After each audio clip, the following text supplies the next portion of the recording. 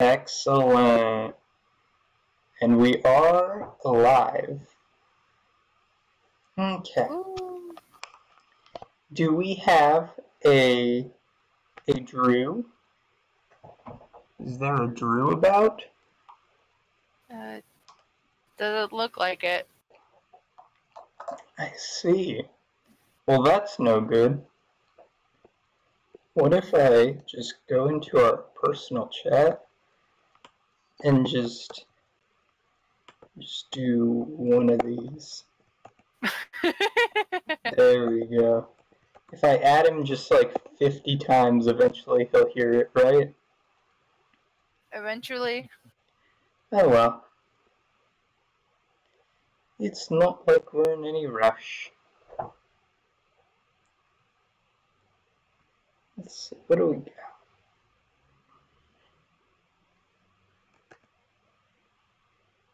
Oh, those are cute.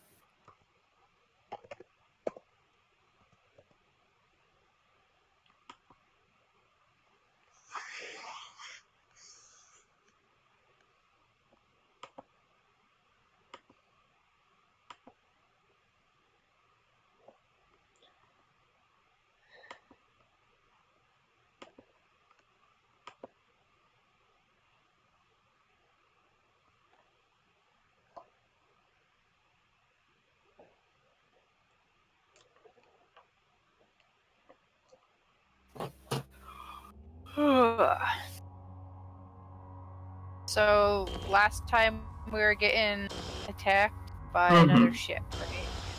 Okay. Yep. Inaugural airship fight this week. Right to start out with.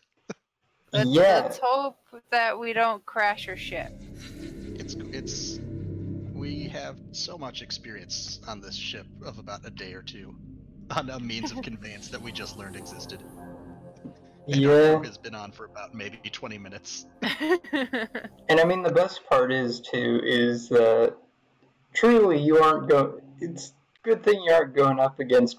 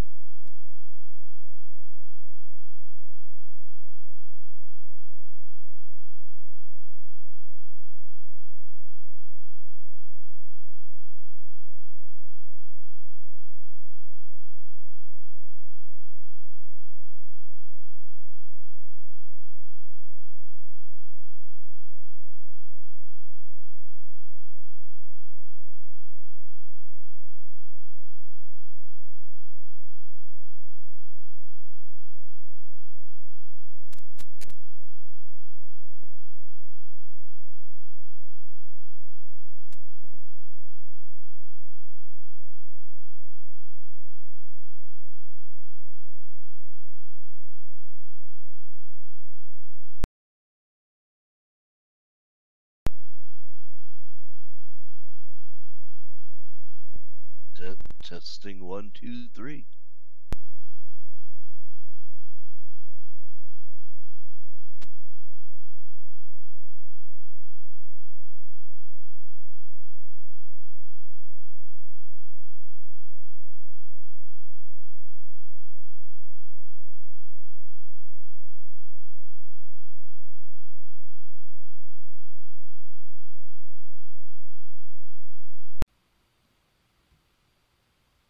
Let's see. Okay, I think stream people should hear me now. Oh, I cannot believe that happened. I'm blushing. All right. Yep. What am I missing? Yeah, I didn't add too much to that conversation. It was mostly just Soren and Ray talking about their lives.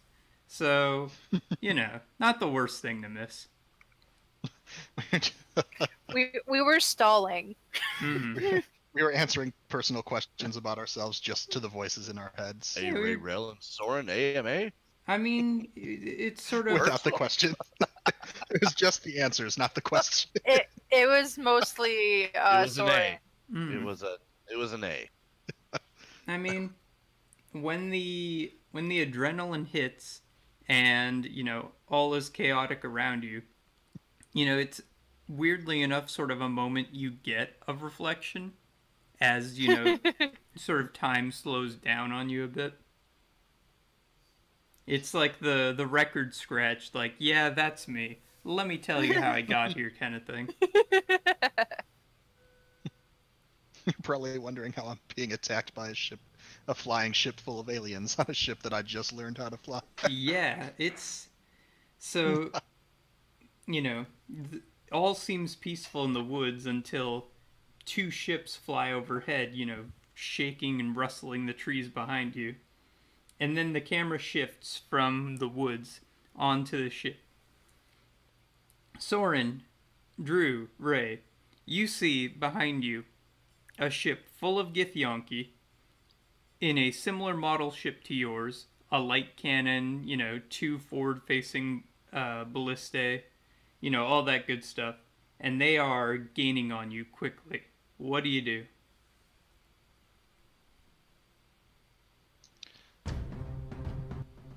Have they opened fire yet? They have not opened fire yet. And there's been, I forget, I think last time, had they opened communications just to essentially say, like, give us our boat or die? Was that the gist of it? Essentially, yes. I guess Soren I'll try and tap into whatever this intercom feature is that I'm still struggling to figure out. Just, battle stations, I guess. Do we have battle stations yet? Have we assigned those? We're under attack. And we haven't had a chance to discuss that. I don't think it even came across our mind. Well, now would be a good time to discuss it. Well, Josephine's definitely going down into the cabin quarters. But I want to help. Nope. You're grounded. Go to your room. 65B says, "We will ground her. Come along." Don't actually put her on the ground. She's just confined to her quarters. Understood. Alright, I guess I'll go with the sphere guy. I just want you safe. Mm-hmm. Understood. And then the 3 clerics of Drew's order sort of come up to him, and it's like, alright, Drew, what have you need of us? Man the ballistas and be ready to fire forward. But they're behind us, Drew. I thought we had forward. Do we have rear facing? We at have. all? I think we have one right? swivel ballista. This thing's not very well armed. No, it's just the schooner. Man the ballista and be ready to cast a battery of spells at the enemy. Understood. Lyndon, Brighton, you get on the forward-facing ones. I'll handle the back one. And they scatter away to do their duties. I'm going to go to the rear of the boat, which Mhm. I believe is where the Githyanki boat is. Yeah, it's where it's gaining up on you real quick. Yep, and I would like to, if they, I'm just ready to cast Guiding Bolt at one of the ballistas to try to blow it up. Mm-hmm. That's fair. I think Rayrell's gonna stick with Soren at the helm, Mm-hmm. just because she just has swords and a longbow, not gonna do much against a boat. Mm-hmm. So So, she's okay, gonna- continue. basically prep for like someone coming in, like if they somehow get on the boat. Okay. So, their ship gains up even faster on you, and now you're flying basically side by side, with them just a little bit behind yours. Whoever's flying their ship is a master at the craft. They're doing very well. And then you hear sort of the sound of steam being let out, and then sort of launching sound as chains launch out of these like 3 smaller cannons that they seem to have affixed to their ship, and these sort of wrap around the mast of yours, or it wraps around the 2 masts and then the front hull, sort of locking your ships together. Am I able to try and maneuver the ship as they're coming at us? You can try and maneuver it, yeah. I guess now that they're before they'd gotten beside us, I was gonna try and like 180 and get behind them. Mm-hmm. But if they've closed the distance that fast, like if they're speeding up and closing, I wonder if there's any way I can almost flash the sails out, like if I'm almost like pumping the brakes so that we can kind of fall behind them, Mm-hmm. so that they're in front of us now. Yeah, sure, you can do that. So give me a vehicle skill, or yeah, it's vehicle, isn't it? Yeah, I think we decided I've got a vehicle tool proficiency, and I didn't know if we had added any specific, what's it called, ability, like stat to it. Mm-hmm. But I've got proficiency at least. Yeah. So you pump the brakes on that, and now what'd you get for me? I rolled a 10. I've Mhm. got 3 in proficiency, so a 13. And then I don't know if that's like a wisdom or a dex, or I don't know how, if we add anything like that. But it's 13 before we do that. Okay. And is that the relevant stat to vehicle handling? So it doesn't have one listed. Okay. Well, I'm gonna So say I think it is at your discretion. I'm gonna say it's intelligence, because I think that makes good sense, all things considered, right?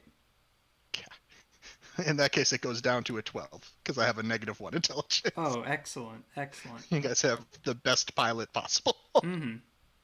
So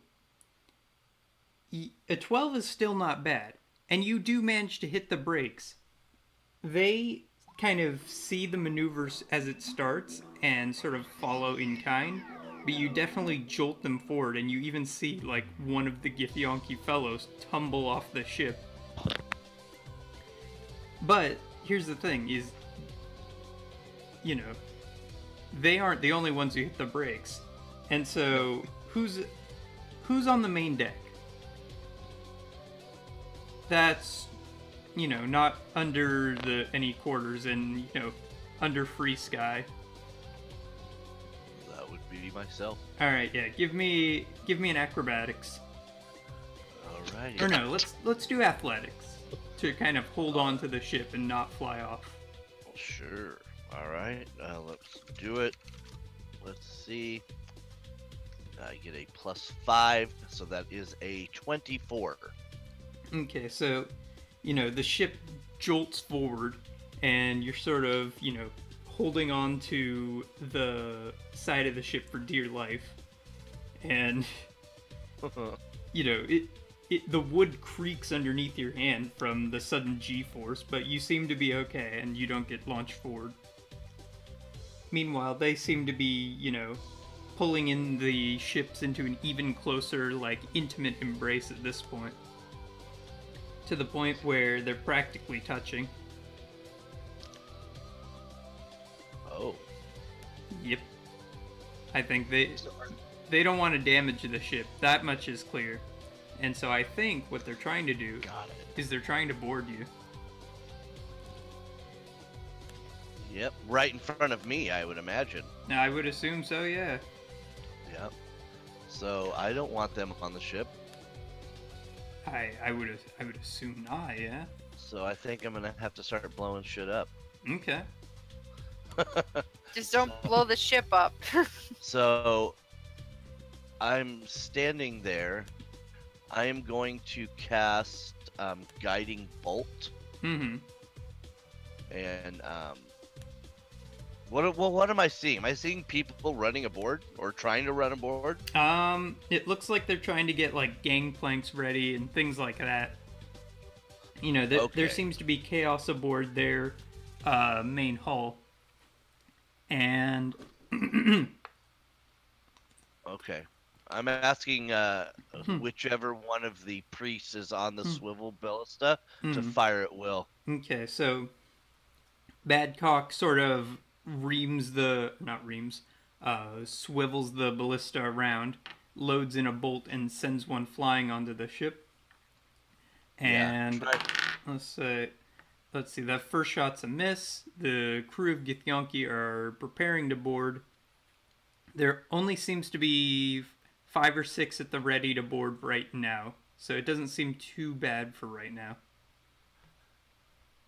Okay, so I would like to cast Guiding Bolt, which is at the first person that's coming my way, and see if it does 66 radiant damage to the target. And I'm hoping, well, I gotta make a ranged spell attack. But if it hits, it does 66, and I'm hoping it knocks whoever into some people, or at least slows them down for the moment. All right, yeah, give me some numbers on that. All right, so the range spell attack is an 18 total. So let's see. Give me a spell save DC or something like that. No, it's just, does it hit their armor class? Oh. Does it 18? Yeah, that's a solid hit then. Okay, so 18, so that hits the very first person in front of them doing, I will tell you in a moment, but it does, let me roll 66 here really quick. 2, 3, 4, 5, 6, using Google. That is going to be, that's going to be 30 points of damage. Because I have a +6. So Guiding Bolt does 66 plus 6. I did 30 points to the first person, hoping to, whatever happens, but I'm hoping it knocks them into people on the gangplank. So 30 points. Of just raw damage? Of just raw radiant kill yourself damage. And I think, with Guiding Bolt, do they then, like, glow and have the next attack on them has advantage too? Yes, yep. So you stand up by the ballista, right? And you sort of hold on to the mast for stability. As you sort of spin around in your hand this beautifully radiant bolt. And, their ship is so full of folks running about that you have sort of your choice of targets. So let's say left near the front or back near the end. I'm trying to attack the person that is closest to us that's trying to get the gangplank over to our ship. Okay. So you send a bolt at them as, this sort of heftier Githyanki man sort of heaves a plank downwards, and right as he gets it hooked into the ship, you send a bolt right into him, sending him sort of flying backwards and onto the ground. Not onto the ground as in onto the ground, but onto the ship's deck. Yeah. And in return, one of them, picks up a crossbow that they had on hand and sends a bolt flying your way as well. What's your armor class? 18.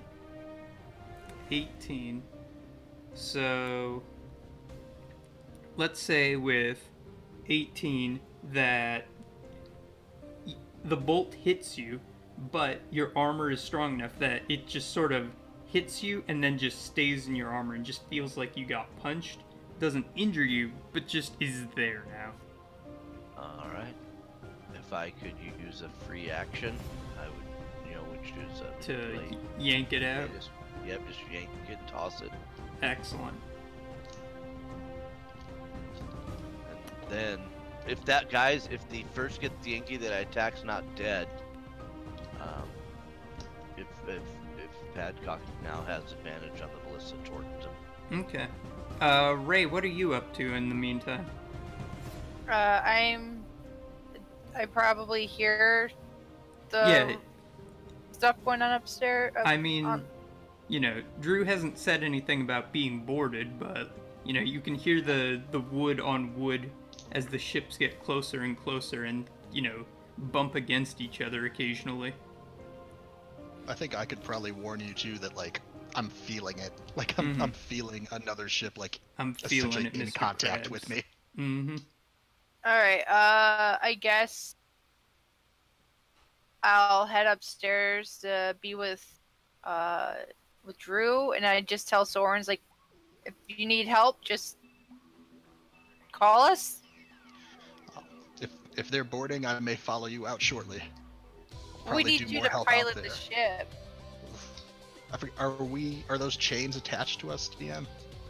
Yeah, they are pretty well into the mast. Then Wherever it's time to that fight. ship goes, you're gonna go for right now. Got it. Okay.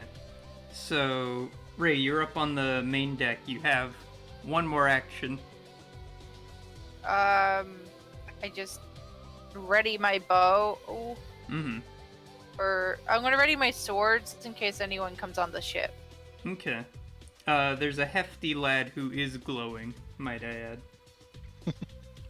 Oh geez, is he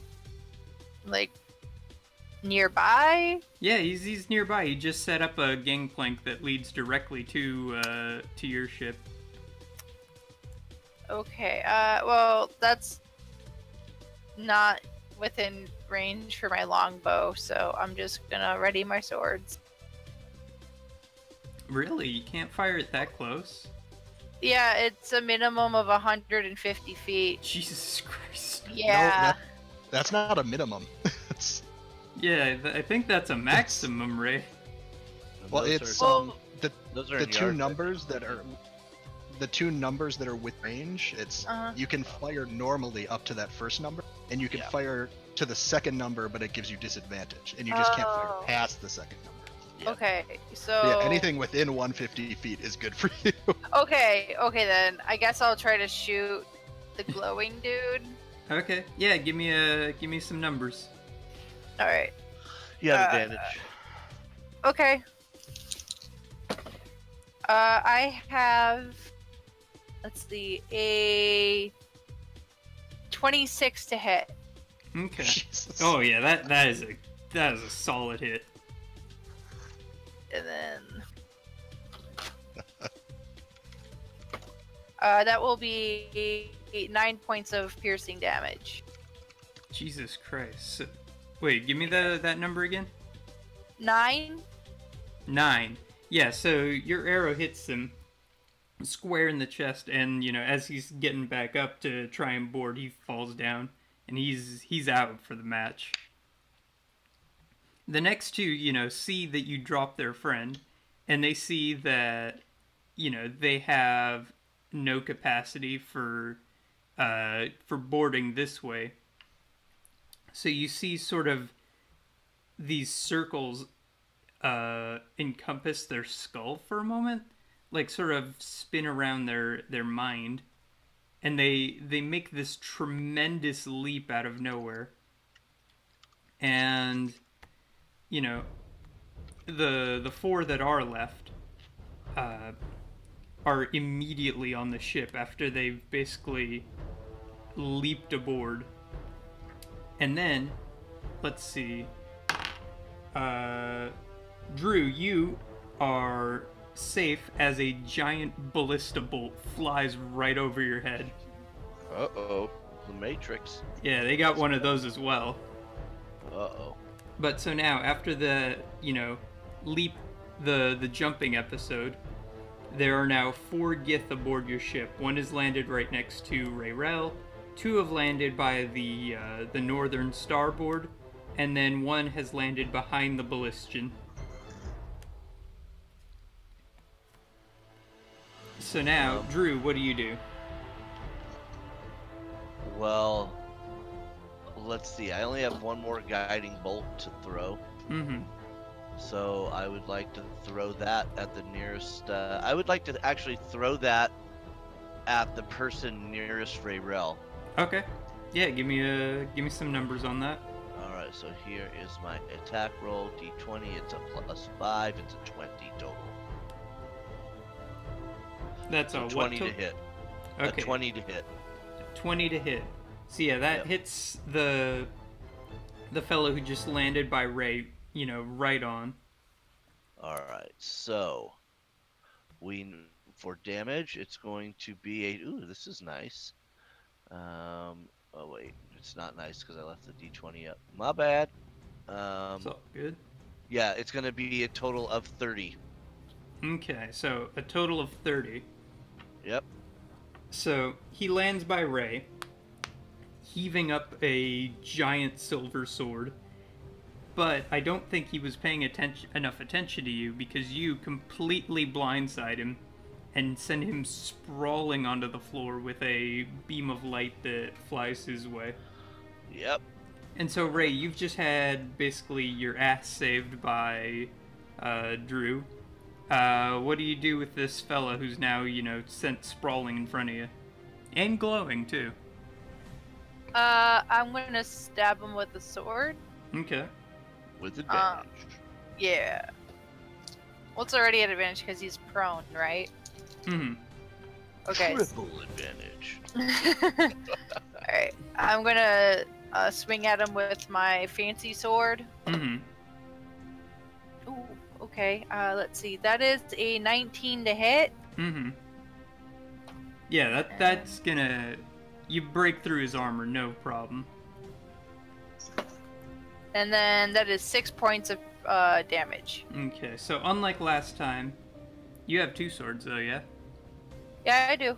Oh, okay. So I can swing again with the other one. I mean, that's up to you. Yeah, they're trying to board our ship. Yeah, of course you're gonna do some swashbuckling. Yeah. Let's see. For the other sword, it is a 24 to hit. Mm-hmm. That's and obviously gonna hit. Yeah. With 5 points of damage.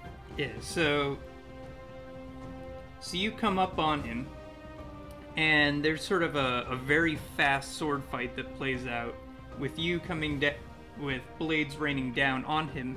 He manages to deflect some of the blows, but you're fast, and you manage to pierce his armor in just the right places and sort of send him, send him downward. It's very weird, though, because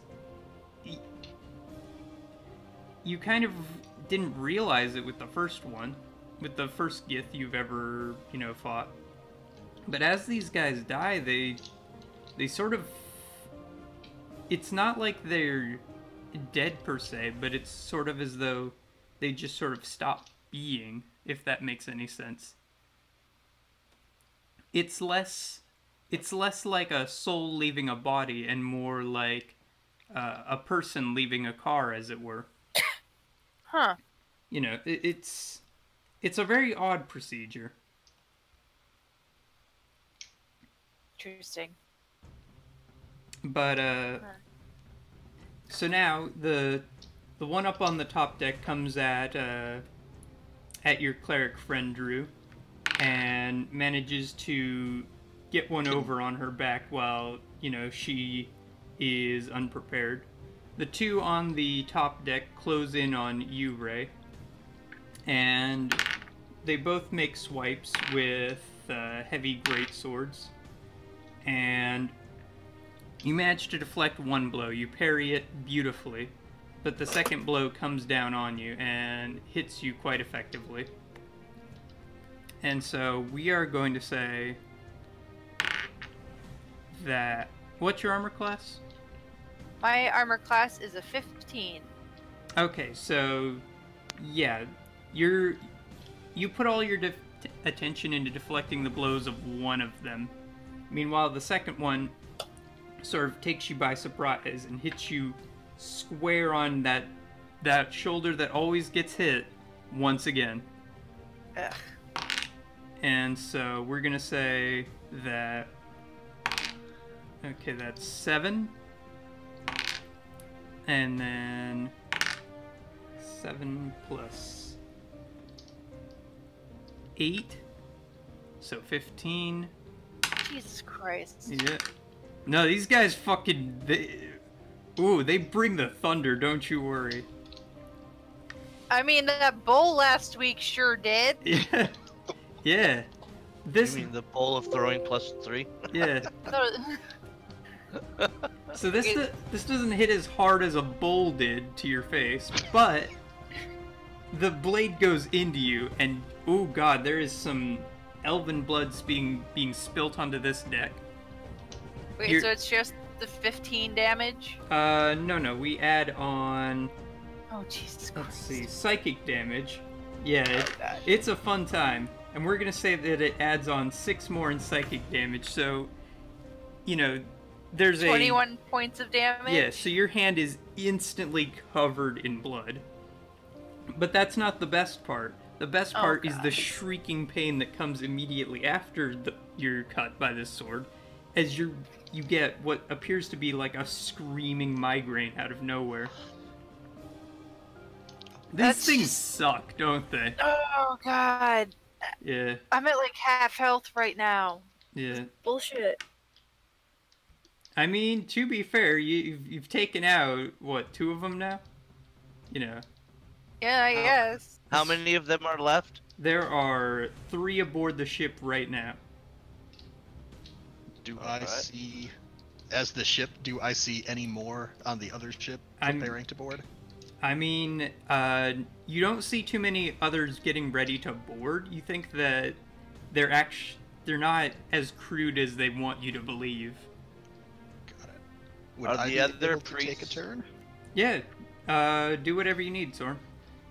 So I've got a proposal for you that I'd like you to hear out, and feel free to shoot it down immediately. No, let's hear it. What's up? So I am like intrinsically and magically linked to this ship, right? Pretty heavily, yes. So I know that there's some like find steed spells out there that like when you cast a spell on yourself, also cast it on your steed. And I feel like the ship and I are closer than that. Like we feel each other's pain. Yeah, damage. Yeah, you Would can... I be able to cast a spell that's like target self, but cast it on the ship? Yeah, I would say that spells that affect yourself in particular cases can affect the ship, yes. I wouldn't say always, but sometimes, yes. And it's... so, I mean, Soren doesn't know that this will work, and I am willing to blow through some sorcery points if you feel that is necessary to make it work. Okay, but let's I see. would like to attempt to cast Spiritual Guardians from the ship. Okay, so what does Spiritual Guardians do? Spirit Guardians does... I call forth spirits to protect me. So they flit around you, or in this case, hopefully the ship, to a distance of 15 feet for the duration. I can designate any number of creatures I see to be unaffected, so all of the crew and staff of our boat. An affected creature's speed is halved in this area, and when the creature enters the area for the first time or starts its turn there, it makes a wisdom saving throw. If it fails, it takes 3d8 radiant damage. If it succeeds, it takes half. Yeah, I would say this works. Now, to be fair, Soren's sort of style of spellcasting has always been a bit more improv than, you know, magical, talent. So, Mm-hmm. When did he learn this spell? Like, is this just him improvising a spell up? I think this is just him. I mean, it's typically like a cleric divine spell. I think, and it's kind of like a protection. I almost picture it like a Patronus from Harry Potter sort of thing. But I think Soren's just trying to think of, we'll just use whatever ability he has to like will some protection into the ship. And I think what that would like look like from everybody on deck is you start seeing like these tiny wispy looking seabirds just come out from the clouds in the sky and just encircling the area. Like a swarm of avoiding you seagulls. all. Exactly. Excellent. And like avoiding you all, but then like flying directly into the Gith and then also, I don't know if the other ship is within 15 feet too, but it'll slow things down for them. Yeah, it's gonna definitely make things a lot harder. Yeah, so it's essentially like a chipper shredder of magical seagulls that does not affect the party. Excellent. So, while you're fighting this Gith, you notice that seeping out of the deck and sort of manifesting from the mist, there's now a swarm of seagulls that seems to be magically protecting you. You don't know if this is Soren's doing, you don't know if this is some ability of the ship you don't know about, but the seagulls are here to help, so they're here now. Drew, what do you got for me?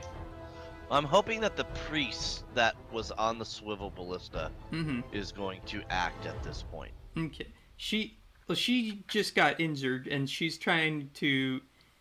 dodging around this Gith, sort of keeping him occupied. She doesn't have, the martial talent that you three have developed. So she's just sort of doing what she can to not get injured by the fella. Okay. I will cast Spiritual Weapon. And then, so the Spiritual Weapon, you create a floating spectral weapon with a range that lasts for the duration.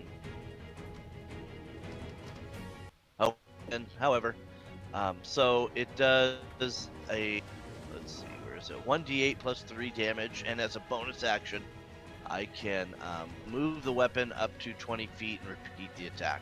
Okay. Basically, I'm going to send the bonus weapon towards Rayrell's people, and the spiritual weapon is going to swing twice. What does the spirit weapon look like? It is a glowing red mace. Okay. A serrated glowing red mace, if you will. Almost with a classic oak handle, very much like the Mace of Cuthbert. Okay. So you whisper some words about, needing Cuthbert's aid, and boy does he aid you in a spectacular way this time, giving you basically a large phantom mace. And so now, you're sending it towards the Gith. What do you do with it? Well, the mace is going to try and brain the Gith that has struck Rayrell. Okay, so... No, carry on. Yes, so the two rolls, the attack rolls will be a 17 and a 20, but the 20 was with modifier, not straight up. Got it.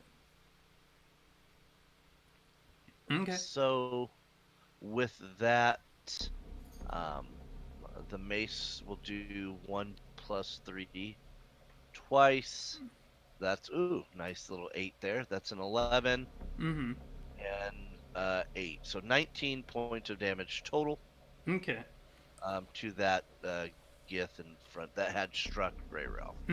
So, Ray, you are, you've just been struck by a blade, and, you're not sure what's going on. You think it might just be blood loss hallucinations, but now there's seagulls aboard the ship, and a red mace has just uppercutted the Gith who just injured you and sent him, sort of anime style, like, sliding backwards as he, tries to reorient himself after a blow like that. So now, Ray, what do you do? I'm going to go after this guy. Mm-hmm. And I'm gonna strike him with both my swords. Okay. So... Ooh, that's really good. I have a natural 20 for the +1 sword, Mm-hmm. and then a 21 for the normal short sword. Mm-hmm. Okay, and then let's see.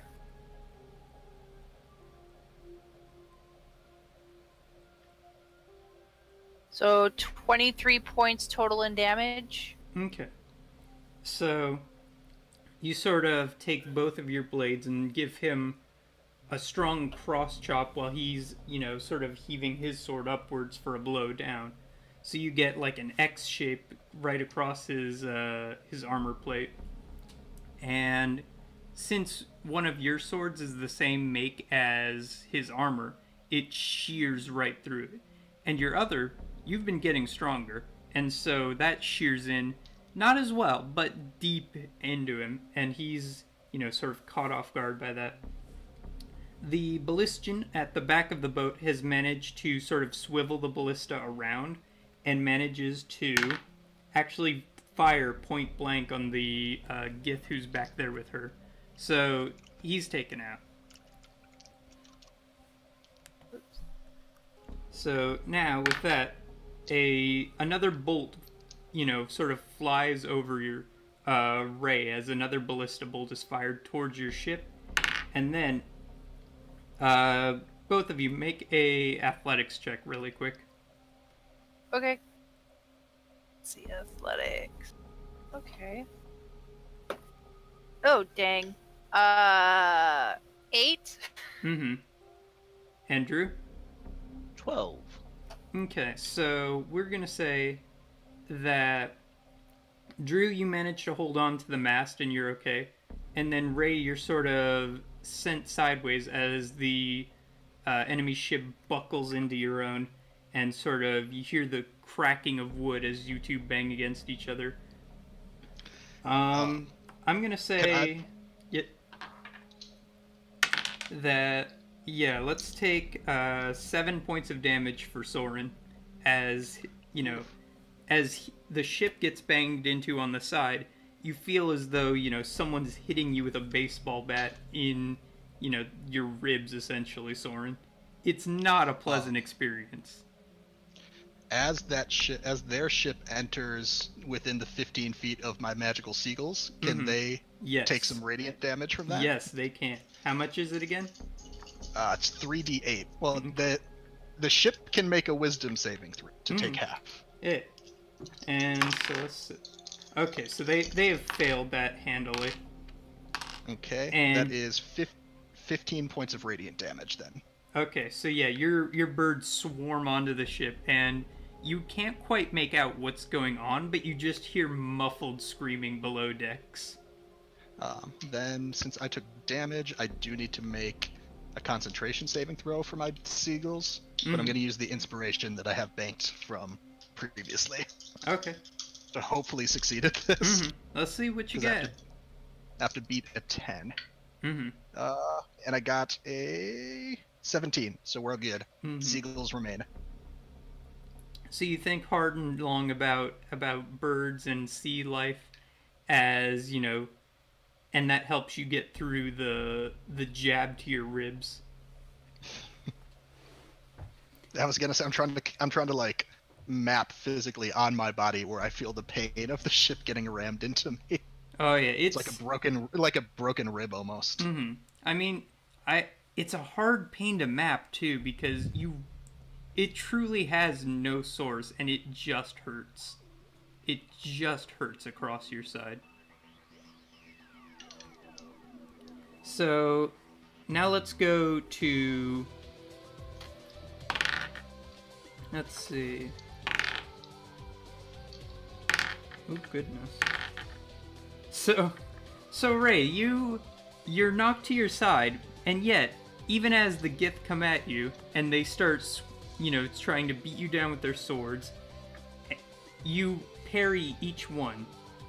One of them tries to blast you with psionics, but with the pain that you're feeling in your right arm, the only thing that can enter your mind right now is, ow, I don't like this, gotta keep fighting or I'll die. And so their psionic attacks also fail on you, and you are holding out very firmly against, attacks on you right now. So, at the start of their turns, they have to make seagull saves as well. Mm-hmm. Seagull saves. So... Are they all named Jason? Yeah, they both mine. save at their seagull saves. So Would you like me to re-roll the 15 or just use that across the board for this turn? We can use the 15, yeah. So they both take 7 radiant damage. So Rayrel, you're defending yourself against the onslaughts of these Gith fellows, and then out of nowhere, sort of a spirit pelican swoops by, picks one up, and sort of knocks him off the ship, sending him downwards. And then the other is just sort of swarmed by the remaining seagulls, and you don't know what they're doing down there, but it does not seem pleasant. And that guy is definitely out for the count. Woo! And really, after this, their ship goes quiet for a moment. And it's sort of still anchored to yours, and it's banging against yours, but they don't seem to be boarding it anymore. Cool. And you see that as this goes on, the chains sort of unwrap themselves from your ship and seem to be trying to disengage now, because it's come very apparent to them that they are somehow outmatched in this. Do we want 2 boats? Can we pilot 2 boats? What does it matter? We can sell this and then be done and retire. As a parting gift, since I guess we won't be taking 2 boats, I'm gonna send the spiritual weapon over and try to smash one of their ballistas. Okay. So, right as they begin to disengage, let's say one of your spirit weapon goes over, and it actually does knock out their backward ballista, sort of knocking it off its swivel. Beautiful. And their ship disengages, and it sort of breaks hard, sort of falling behind yours. And you see one last Gith fellow come out from the ship and sort of mount the radiant cannon behind you. So do I sense this? I mean, you can see it before he gets it off. Yeah. Well, I hope the other cleric fires the ballista right at that dude's face. Fire away. Okay. I guess Right rail. So what do you have, Soren? On the same note of trying to cast self spells on the boat, since feeling invigorated that my seagulls seem to be doing their job, I'm going to try and cast mirror image on the ship, which would create 3 extra duplicates to hopefully kind of become targets instead. Essentially, the way that it works is 3 illusory duplicates appear in the space. Each time a creature targets you with an attack, we roll a d20, and there's a good chance that it can hit a duplicate instead of the original target. Okay, yeah. So, and that's just something, there's no saving throw or anything to make it, yeah? Well, it's not a saving throw. It's that I guess it would not work on like something that targets us with a save, but anything that's an attack roll, I roll a d20, and if there's like 3 duplicates, then if it rolls a 6 or higher, it attacks one of the duplicates. It's a little bit of a complicated spell, but essentially, if we get attacked, I roll and see if it actually hits us or not. So, you know, I mean, Drew, this is probably a weird sight for you and Ray, you know, seeing basically hollow reflections of your own ship, like, behind you. Just kind of like flitting in and out of the same spaces. So, you know, your cleric mate, you know, fires a ballista at the dude manning the light cannon, but the ballista bolt fires over and it hits the ship, but it doesn't hit the guy. And so, okay, so how does the duplicate thing work? Okay, so if they make an attack roll against us, I roll a d20. Since we've still got all 3 duplicates, since none of them have been destroyed, if I roll a 6 or higher, it attacks one of the duplicates instead. Okay, yeah, give me one of the rolls then. And then that like gets harder as each duplicate's destroyed. That's an 18, so targets a duplicate. Give me another roll. Sure. 15. Give me another roll. Also... These light cannons, you're gonna find fucking mean business. Oh yeah, I figured. That's why I hit the emergency button here to take some of it. That's just a 4 that time. Okay, and give me one more roll. 10. Okay, so here's how it's gonna go.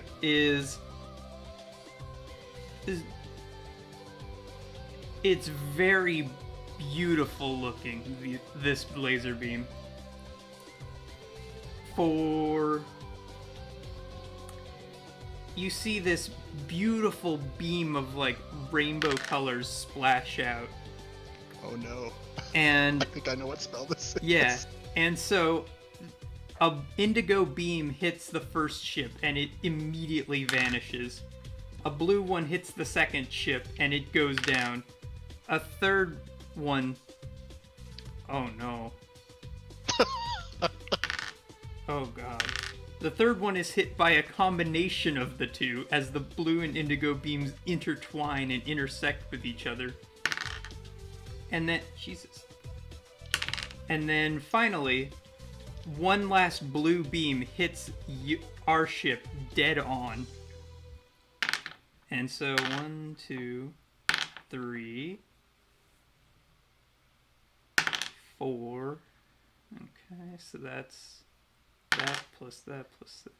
Okay, so Soren, you're gonna take 18 points of damage as a freezing cold blast hits the ship engines, and it feels like someone's just like sent like a bolt of cold up your spine and into your brain. And this is completely jarring. Soren is barely still alive at 2 hit points, but I rolled a con save and our seagulls are still hanging out. So don't worry about the seagulls. Your bird friends are still there. Perfect. So looking pretty and providing moral support. I would like you to give me concentration though on. I would like you to give me concentration on the ship itself. Oh shit. Like, see how much you can actually guide this thing in a situation like that.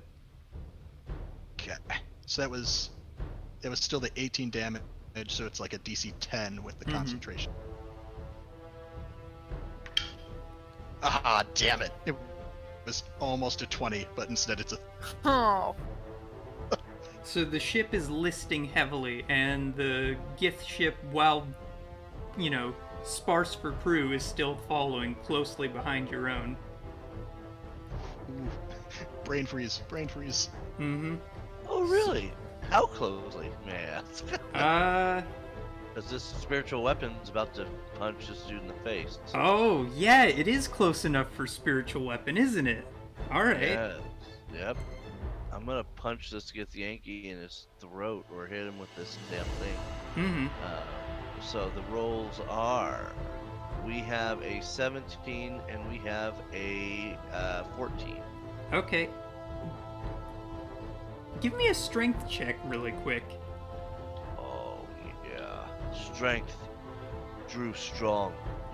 Roll dice. Drew strength check 16. So, with a barbarian's strength, not only do you smash this guy and send him flying backwards with another mace uppercut, but your mace goes through and cracks the hull of the ship open a little bit. That's right. And Drew smashed. And so while your ship is listing, theirs is going down. And you hear behind you, just at the last second before it's out of earshot, while the winds are even blowing at this speed, it may even be a voice in your mind, you don't know. He says, "No, this is not how it's going to end. Death before dishonor." And you see the last thing before he vanishes, him running below decks one last time. And with that, their ship sort of disappears into the horizon, or under the tree line. You all have a moment to breathe. I'm gonna heal Soren. The first thing I'm gonna do. Mm-hmm. So, I think you would find me like curled up in the captain's chair, like holding my head, like shivering from all this freaking cold damage. You see like 75, like or not 75, 65, like holding a hot towel over his head. 16 points, Soren, that you get back. Thank you for that. And Drew will say after healing him, perhaps it's time for you to get back to the captain's chair so we don't all slide off the deck. Oh, I never left the captain's chair. Oh, then thank you for staying, is what he actually Yeah, Sword's responsible. Don't worry about it. Get the ship back upright so we don't fall off the deck. Yes.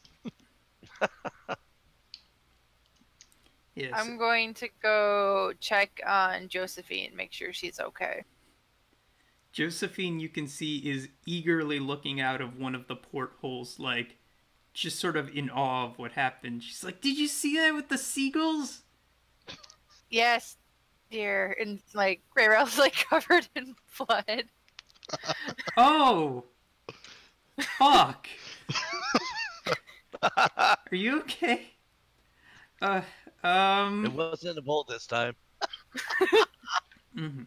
And so one thing Drew's cohorts are pretty good for is all of them know how to heal. So we're going to say that with their talent, that you're all back up to full hit points. So don't worry about that. Awesome. And yeah, for a little bit, it's pretty calm on the ship. So what do y'all do?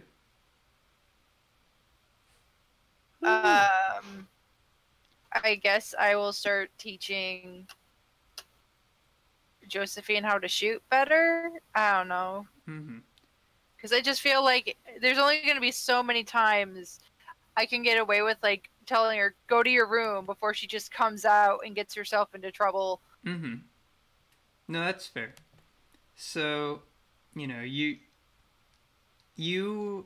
take your daughter out onto the ship's thing, and it's been about an hour since the fight, and you're showing her the ways of the shoot,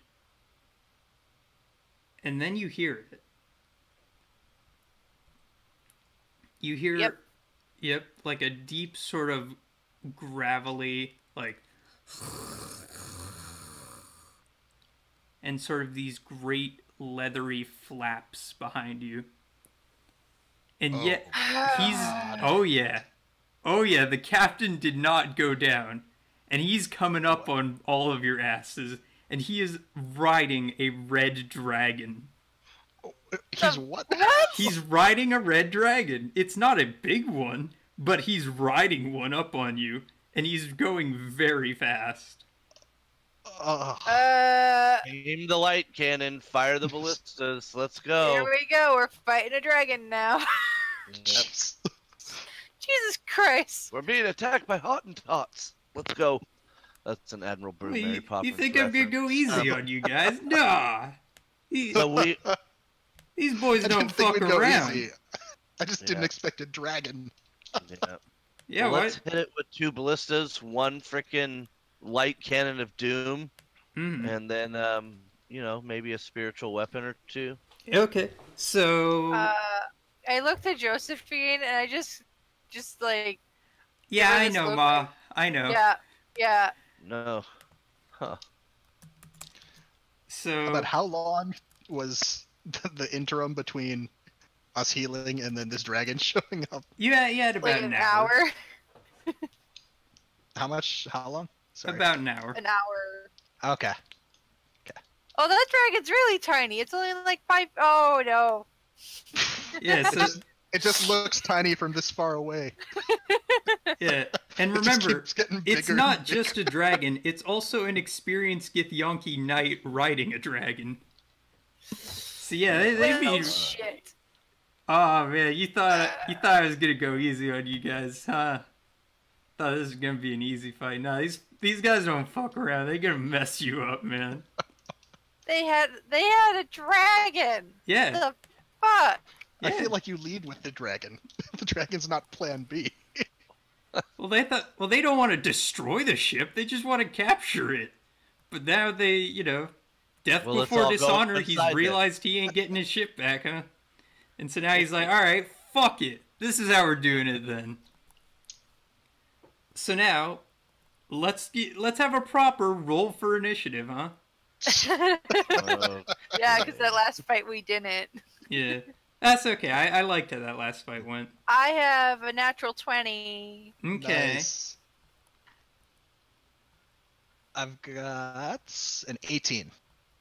Okay. Drew will check in with a 12, and the other priests in order: a 20, a 14, and a 6. Okay. So the thing is flying towards you head on.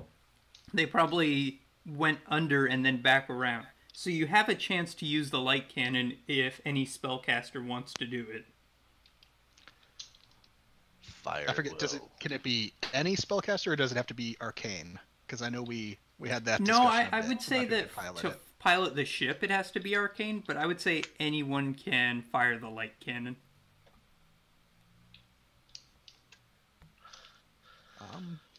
Fire at will.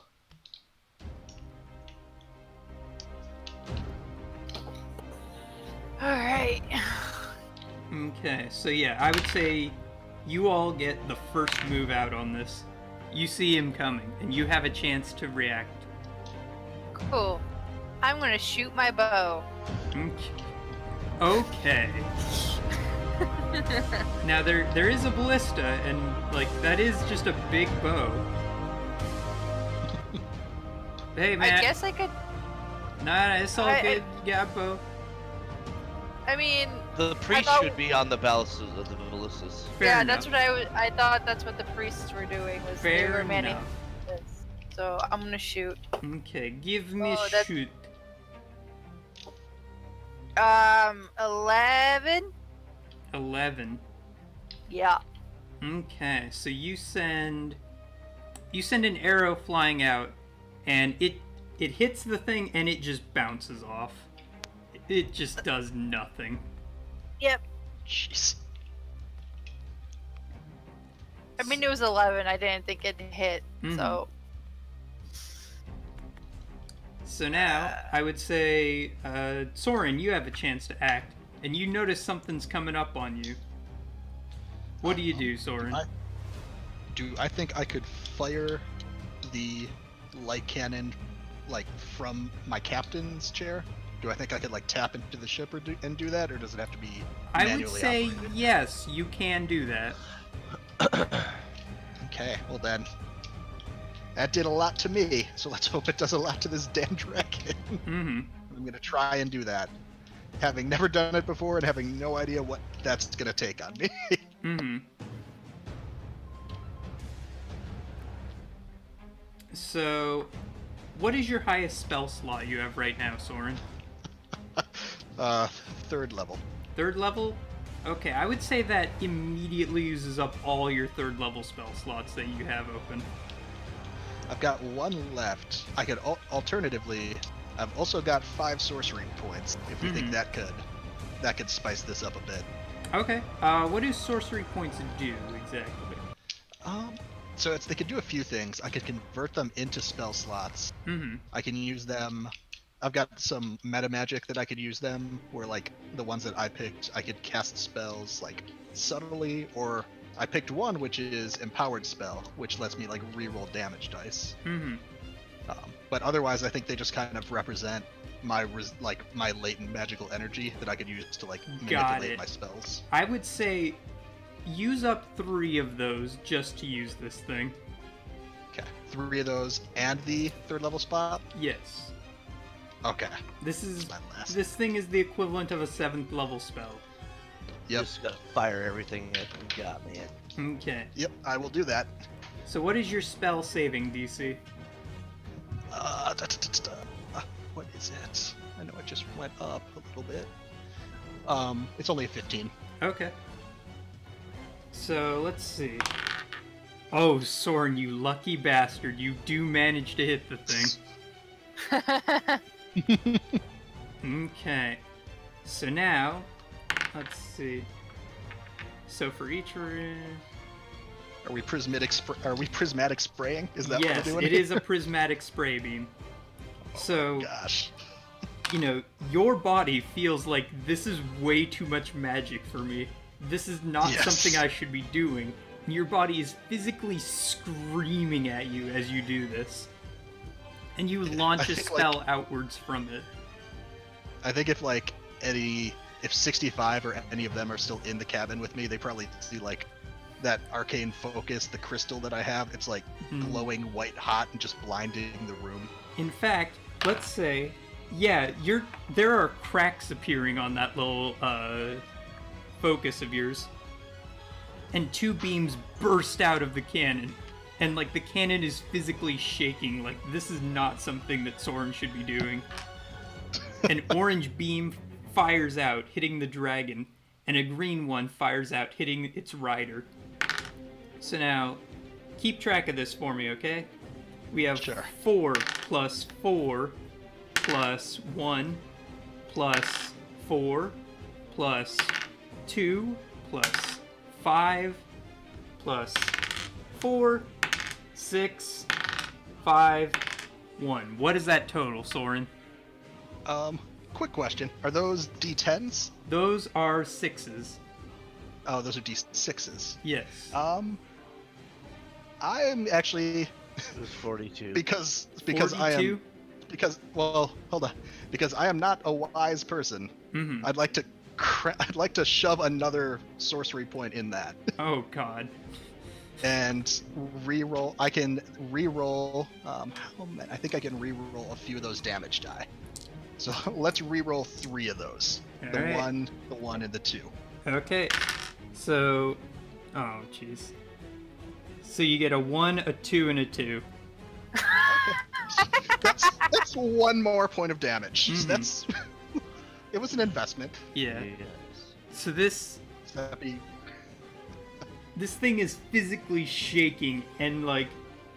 You don't know what's going on. An orange beam blasts out, and it hits the dragon square in the chest for... How much damage, Drew?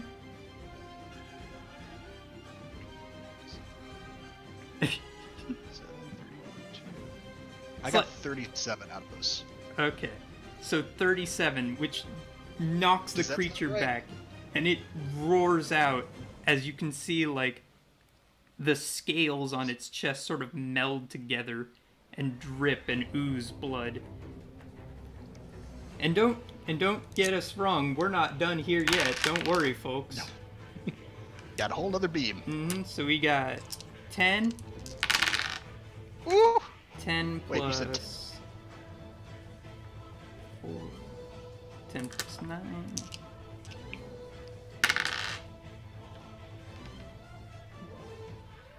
So, The green one shoots out as well, and it hits the rider, and it launches him backwards. He still manages to keep hold of the dragon. You can see that he's physically hacking and coughing as this green, nasty beam hits him. And so, the rider and the dragon remain alive, but the thing has shooken itself, you know, the cannon has nearly shooken itself apart trying to fire this beam. And I think everybody would hear in their heads too, Soren just like exasperated, like Yeah, I pretty cannot do that again, and like just it feels different too, the voice, just with how magically spent he was that turn. There's like a bunch of residual like static electricity to it. So Drew, you've seen the beast get rattled by that spell. What do you do?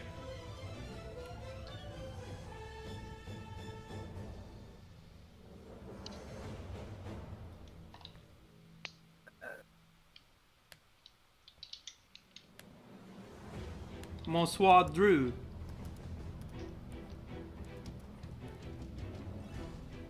Did we lose him? Oh no! Oh I'm no. here. I am Okay. here. Drew's alive! What do you do, Drew? Drew.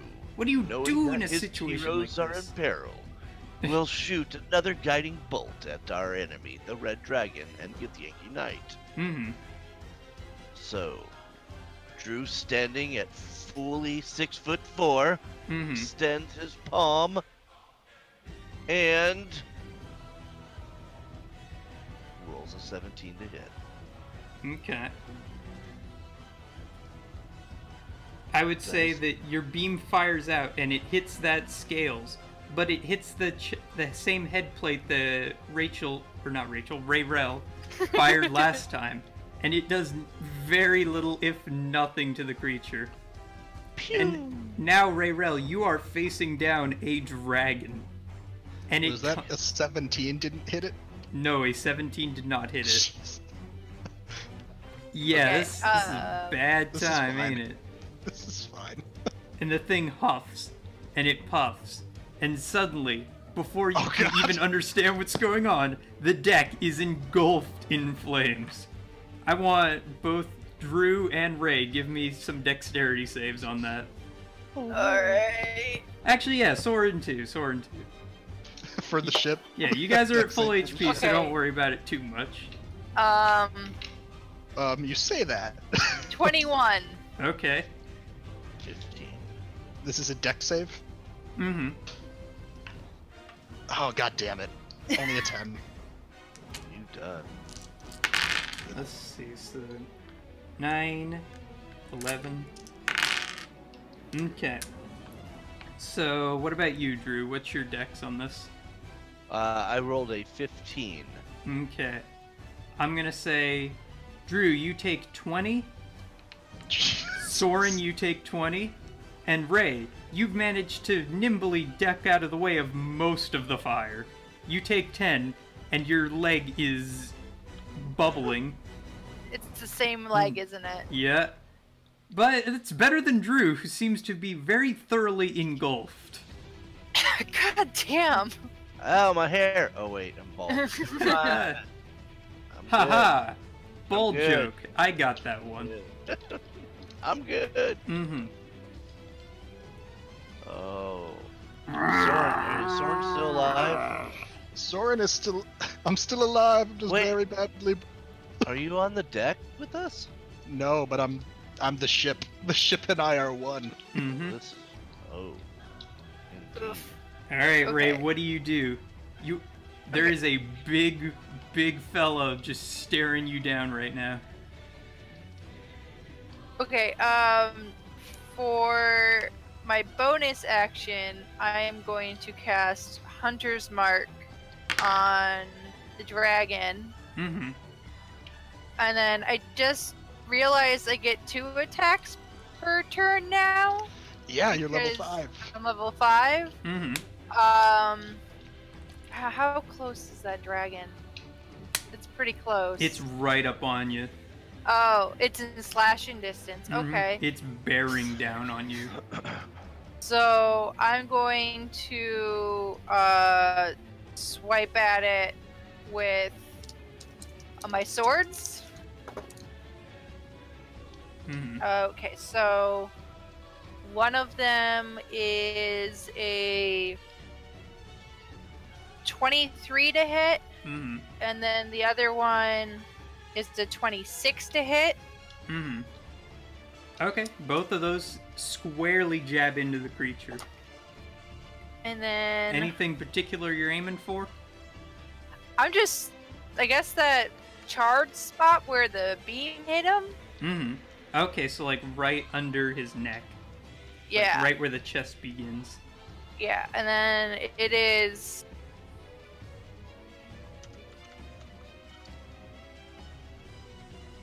So 16 points of damage on that attack, and then I think I get one more strike. Which is... I'm striking with the +1 sword, so it'll be a 25 to hit. Okay. So what's our total in the damage department? Well, this one, I just rolled another 8. I forgot what I said before. 16. So it was 16 before plus 8.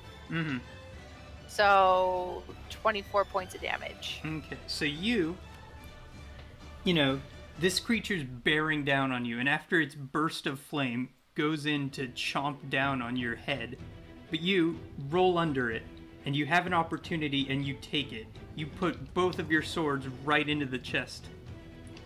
And with an additional bolt that came from the crossbow, which strikes the creature on its wing, you have an opportunity. You take it, and your sword is firmly lodged in the creature. I would say even the silver one is jammed in there right now. Yay! And the creature howls out. You hear its rider say, "Don't touch my creature, the spoilers! Just die!" And he swings his sword at you, but you manage to parry it deftly. And so now, Soren, what do you do?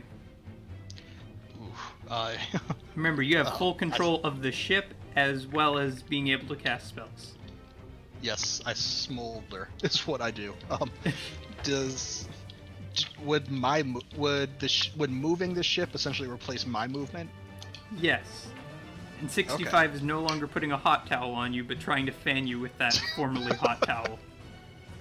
Got it.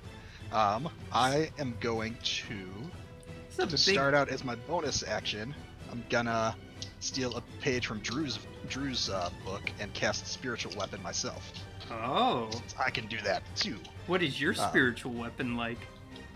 I picture my spiritual weapon as almost like, you know, like one of those big model ships that like not the kind in a bottle, but like the kind you would see like on a ship of the ship itself.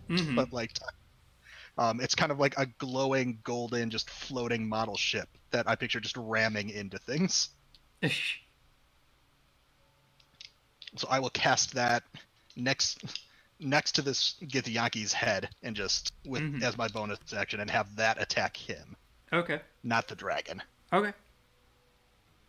Which that's a 12 plus 4. That's a 12 plus. Does it use my spell attack? Oh yeah, it's a 19 to hit the Githyanki. It's a 19. Yeah, it's 12 plus 7. Yeah, I would say that's definitely a solid hit you get in on him there. Which only does 6 points of damage though. Okay. But that's just a bonus action. Oh jeez. And for my action, I'll use my Word of Radiance cantrip and essentially just broadcast over the PA system, like, get off the damn boat. And like this one, it's a divine word. Burning radiance erupts out from you, which again, I guess I'd like it to be from the boat. Each creature of my choice that I can a con saving throw or take 2d6 damage. Okay. So it's a cantrip. So if they succeed, they don't take it, but they both have to roll con. Okay. I would say they both fail on that Constitution save. Ooh. Nice. Then they both take 8 radiant damage. Okay.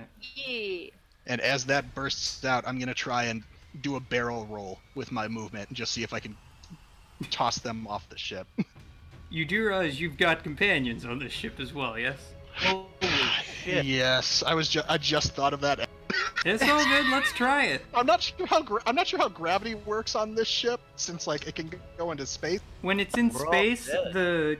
when it's in space, gravity is relative to the ship, meaning it has its own aura, and you're all just sort of naturally pulled in the direction you think is down.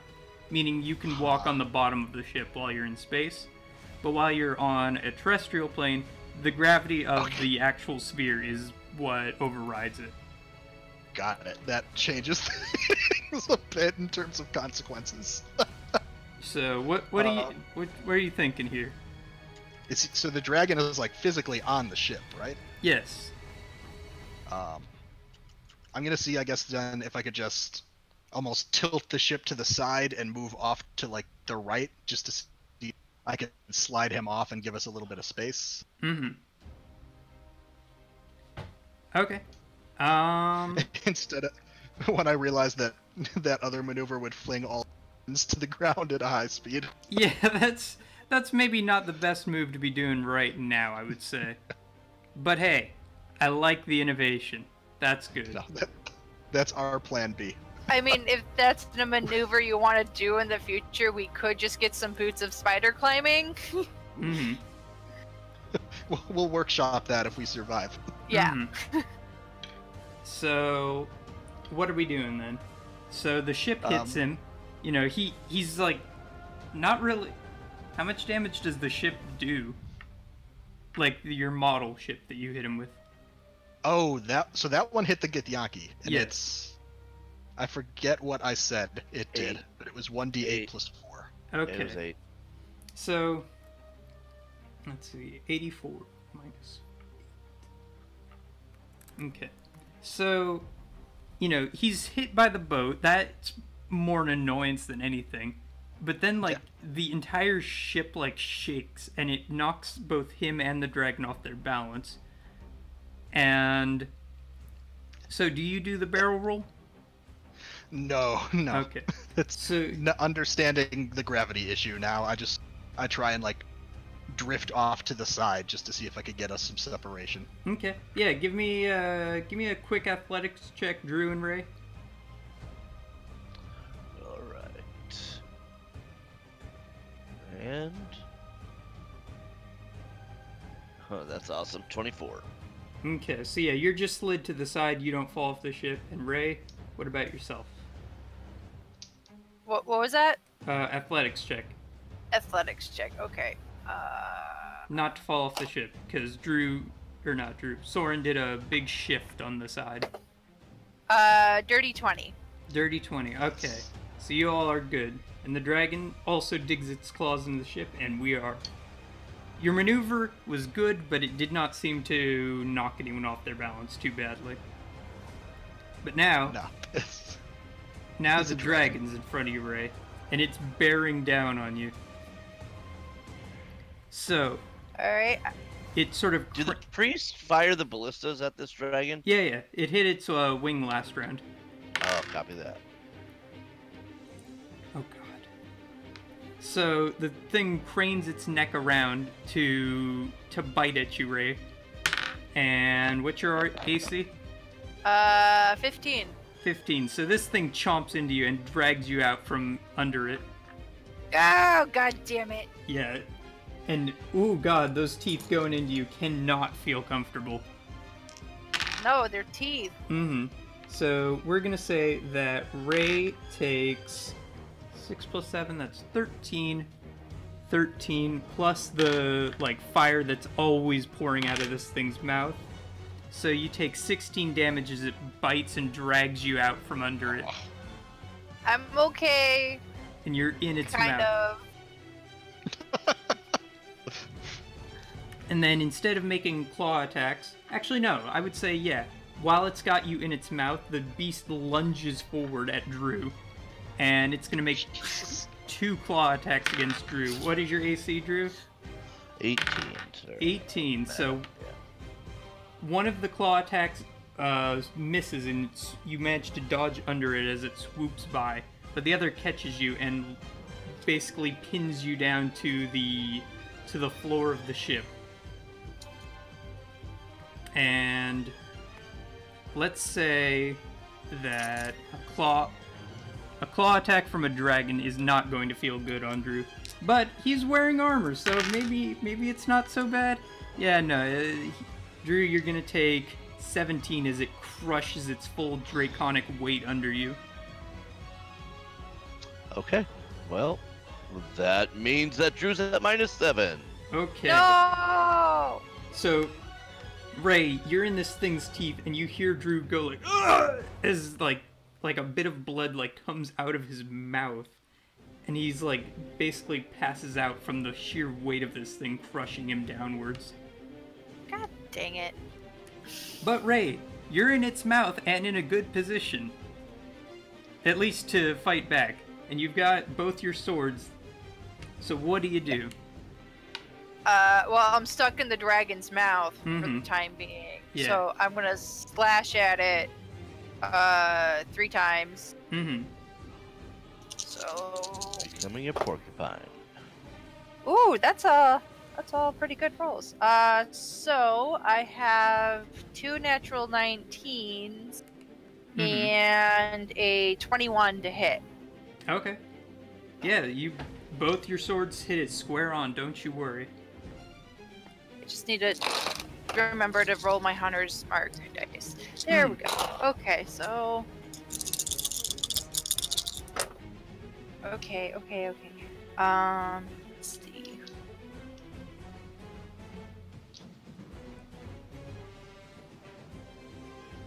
So 31 points of damage. Ooh, really? Oh, damn! Yeah. So, your swords go into this thing, and you manage to get one in its eye. Yeah. And oh god, everyone is bloody right now. There is blood just everywhere on this ship. And a crossbow bolt flies into this thing's neck, and you manage to wriggle free of its mouth. So if you want to, climb on it more, or drop down, or just stay fighting from its mouth, it's up to you. I want to drop down. Okay. So you're back on the ground. You're bleeding heavily as, you've been bitten by a dragon. But you are alive, and you're doing well. And this thing is stumbling backwards. Soren, what do you do? How does the dragon look? It looks pretty bad. Again, I'm gonna try and burned heavily chest, no eye. I'm gonna try and broadcast over the PA system to the dragon. Just say, mighty dragon friend, is it really worth your time and effort serving this pathetic creature that rides your back? It's surely someone as strong as you has something better to do with its time than deal with the likes of us. And the creature's on its back for a moment. It thinks. It says, I was not ordained to die here. And with a roar, it buckles the guy off his back, and the Gith Knight falls onto the ship's deck. And we're gonna say that the dragon, with its injured body, sort of lumbers its way to the side of the ship and leaps offward, almost like, limping offwards with its wings, barely, keeping in the air as it goes away. The Gith Knight is sprawled across the ground as you can see yourselves, as you can see him, dazed and confused as his mount has betrayed him in the middle of combat. Yeah, it's a situation like that, ain't it? So what do you all do? We're gonna say I lie down. Yeah, Drew, what do you do? What's going on in Drew world and right bleeding. Yeah, snoring and bleeding. now? Okay, cool.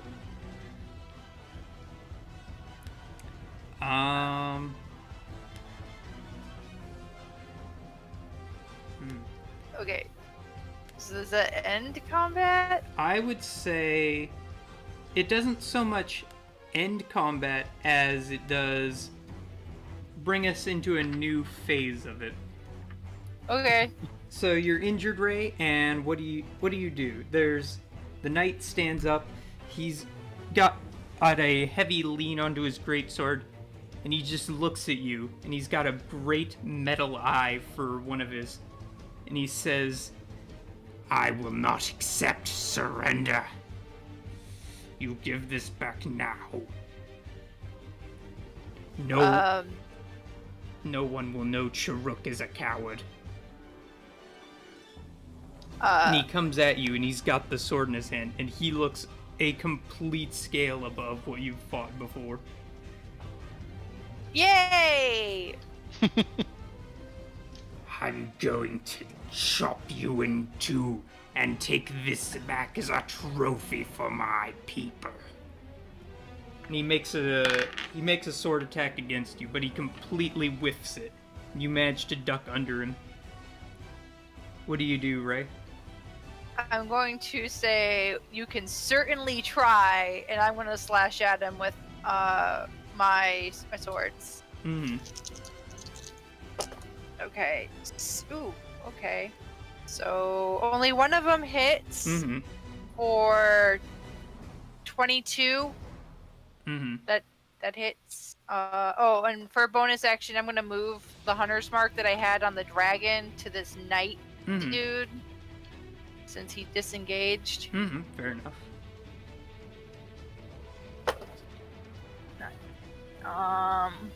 So I've got 11 points of damage. Mm-hmm. So swords ring out, and Soren, you can hear the clang of steel as Rayrel crosses blades with this champion of the Gith people on the deck of the ship.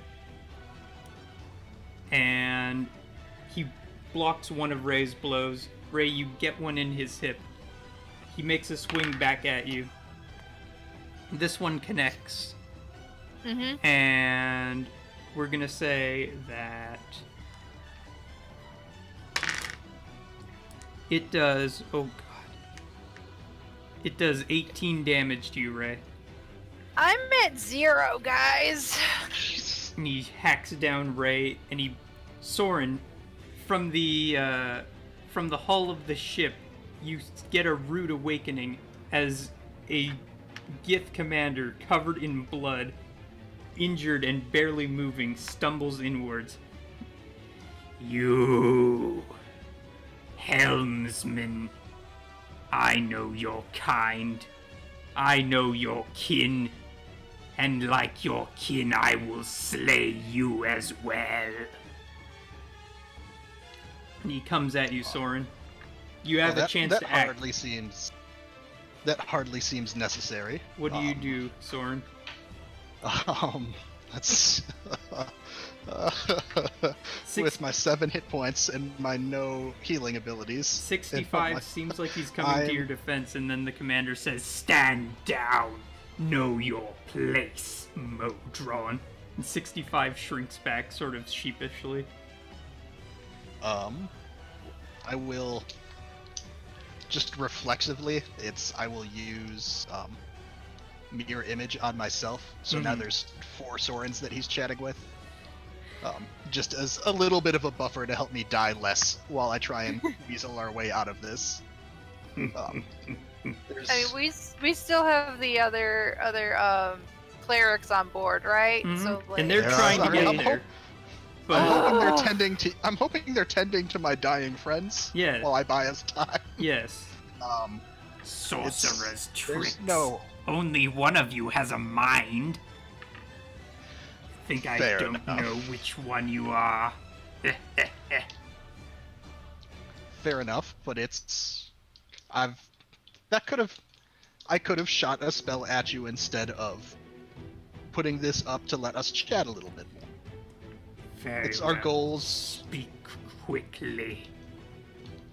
It's you and your kind are obviously new to us in this world. We don't know much about you. But it's you. The proclamation that I heard was that you are interested in warring with the Illithid. They are no friends of one ours. of our many foes. I mean, I don't know about that. They're the ones that we've encountered as well, at least. And thieves rank most highly amongst our undesirable targets. He said thieves. Yes. You. Well, it's. I have to apologize for the miscommunication there. We did not steal this from. We liberated this ship from a wizard who had stolen it from you. A wizard named Rory. So you will be returning it then? Well, that's what we're discussing, are we not? If theft is something you're concerned about, then you may be interested to know that your intellectual property has been stolen as well. He's used what he learned about this ship to create more. Interesting. Little human. If you are indeed human. As far as I know, I guess there's... You may know more about that than I, but that's what they've told me. There is certainly something inhuman about you. Something far in your ancestry. I cannot place it. But when I probe your mind, it goes in a labyrinthine pattern. Humans' minds are linear. There's something peculiar about you.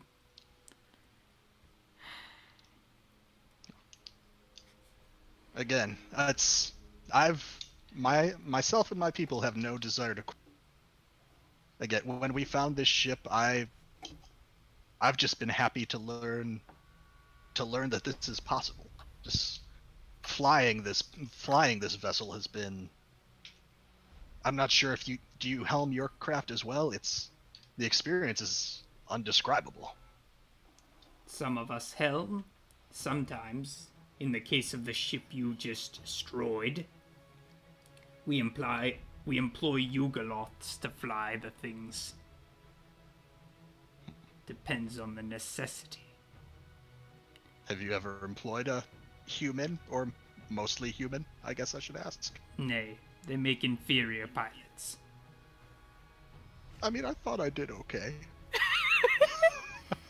He says to himself. He takes it. For a day's worth of experience, I thought that was a pretty impressive display. The creature takes out a knife and it stabs one of the phantoms.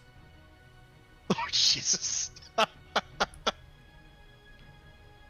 Is he, like, looking the real me in the eye the whole time? Yes, he is. Just clearly like a power display. Yes. It's also, while we're chatting, I'll go ahead and cast Mage Armor too. Mm-hmm. Just to, again, buying a little bit more time. That's, again, my friends and I have no wish to die here by your blade. It sounds like your enemies are our enemies. It's While this is happening, Ravel, clerics are tending to Drew, and then clerics are tending to you as well, and Josephine has come up to check on you just to make sure you're okay. I am not okay. I am unconscious. You have fought well, human. And you have earned yourself an honor amongst my people. You will live for today. Commander Kathruk will not be the one to strike you down. Churuk is my name. Instead, I will leave you the honor of being butchered by my admiral. Jesus. Thank you, question mark? Goodbye, human. If that is what you are. And with that, he says, You are more helpful and a bigger problem to the Illithids alive. I see no reason to slay you now. Stay out of our way, and we will have no issue.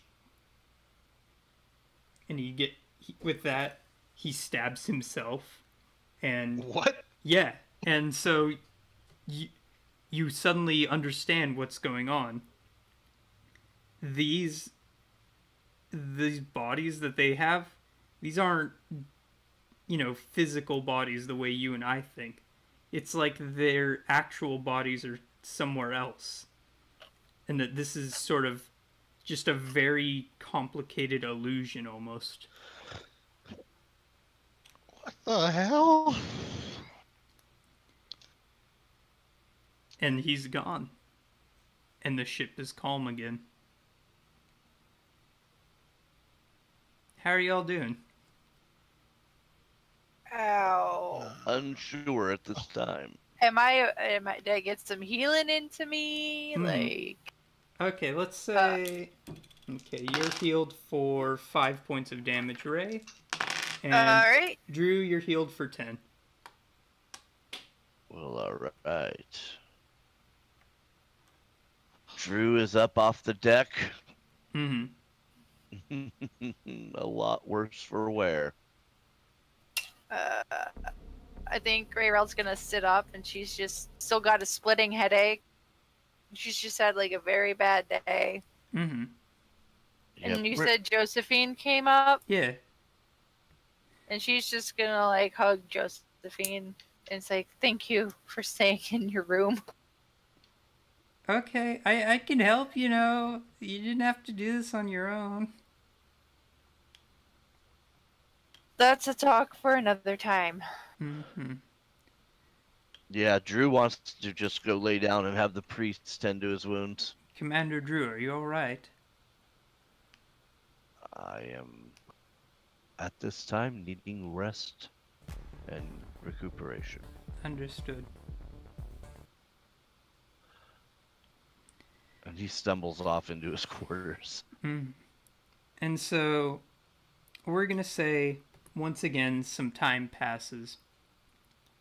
That you've all had a chance to heal and recuperate a bit. And now, what do you all do? You have your ship out. What was even our original, heading?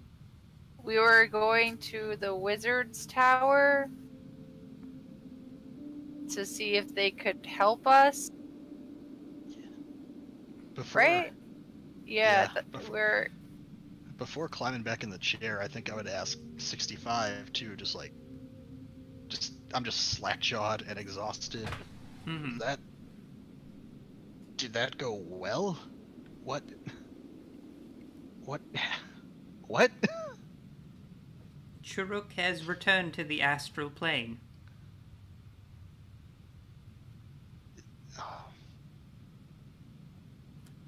Is that like a good outcome for dealing with them? If by good you mean that Churuk will no longer pursue you, to some degree, yes. These guys, these are weird. I do not understand them. You'll have to help me out with that going forward. We understand their dedication to orderly conduct. We do not understand their propensity for violence and their necessity to use it. Do they let people live like this frequently? No. We think you impressed him. I guess that's as good as we can hope for right now. 2. Are we still meeting with the Circle of 8? Yes. Yes, assuming there are no more interruptions. Do we know where to find them? I thought thought we had a town that we were heading to last week. Yeah, we did. I forgot to write it down. Because we ran into these jerks just after we left and started heading there. Yeah. They peeled out of the harbor and followed us. But I think was it out west that we were going? I just remember that their location in Greyhawk was essentially like a satellite office that was not staffed with people we actually have to talk to. Mm-hmm. It was like a call center. Basically. So...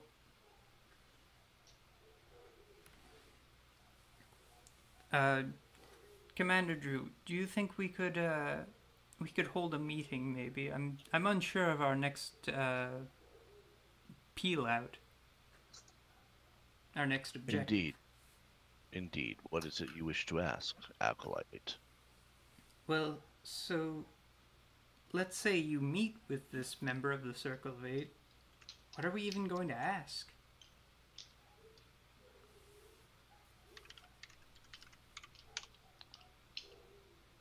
I think we're asking for help against Rory or something. So I think that was the intent. Is we've got in terms of bartering with them, we've got information about Rory. Some of his new. Essentially, we know that Rory's built these new ships to get back specifically at these people. Yeah. We were going to request aid from them because they're going to destroy Greyhawk unless we return the ship, and we really don't want to return the ship. And then talk Rory about will come for them. Yeah. Yes. Because I mean, and they'll be resistant to defend Greyhawk. It's assuming it comes to any kind of higher. I mean, I know magic, but firing that thing once wiped me. Yeah. Right now. So the more arcane users we can get on board to help us out, that'd be good for taking down that big ship that I got us somehow convince people we could take down. Yes. I think I'll display kind of that crystal that you guys have seen around my neck and show you guys that they're just I mean, these cracks are new. This was whatever. Firing that thing is beyond what I should be able. And it's, yeah. I mean, it was worth the risk, but I don't know that it'll go as well in the future. It's not a risk we should take again anytime soon. We barely pulled ourselves out of this.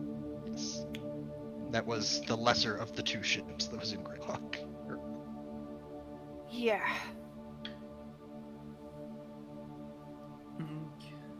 So where are you guys all at right now? I forget, we have a war room, right? Yeah. You could just put the ship on autopilot or something, and we can just be in the war room discussing. Yeah. Because it coasts like in a straight line when you're not at the helm, right? Yeah. And I think a lot of times, like maybe previously, like you might have noticed Soren's been like hesitant to leave the chair. Like he may have like just observed the meetings from his seat with his creepy ship vision and then just like intercommed in. But like I'm so exhausted that like this is one of the first times he's like willingly left the chair. Yeah. Okay, so you're all around the war room's table. And you've been all discussing. Josephine sits with Liz, Drew's companions sit with him, 65 sits with Soren. And then like a little blue light starts at the table at the center of the ship. And you can hear like almost like an old phone, like someone speaking through a 1910s receiver. I heard you had information on Rory. Is that true?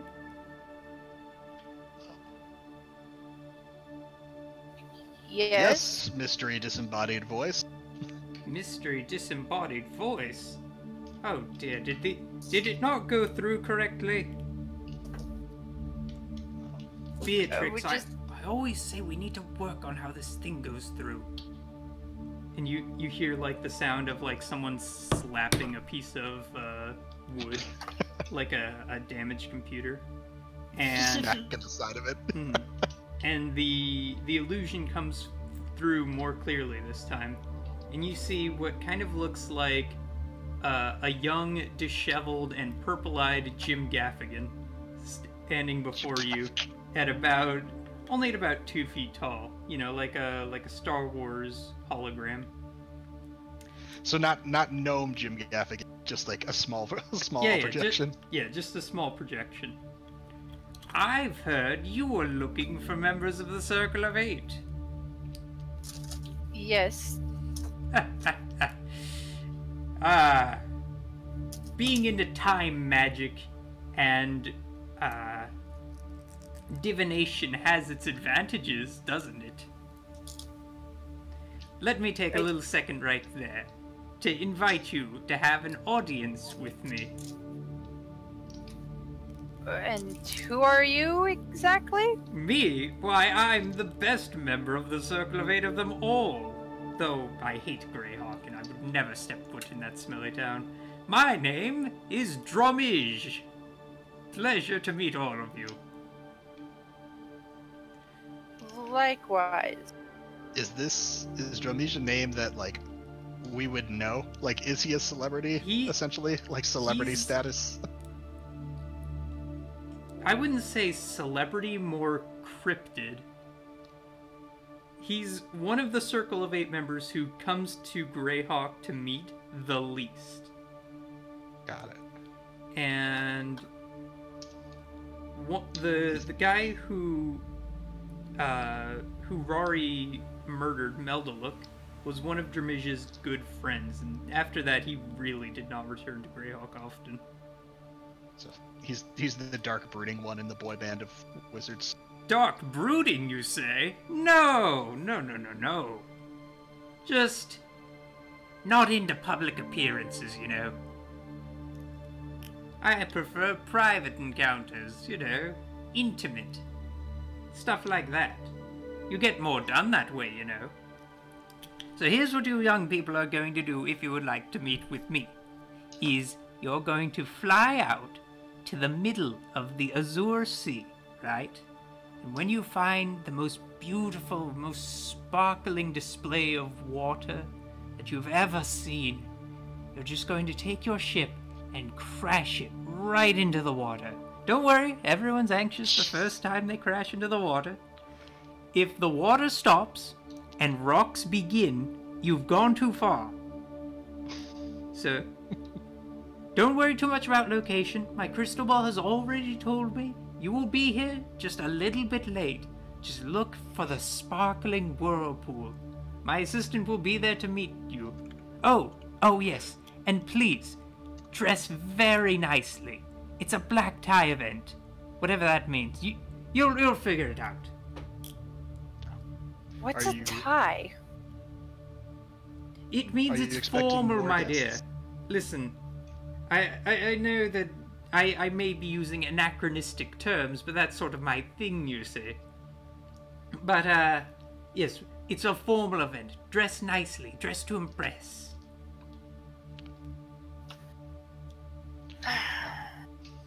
You mentioned, is it a private meeting, just you and we, or?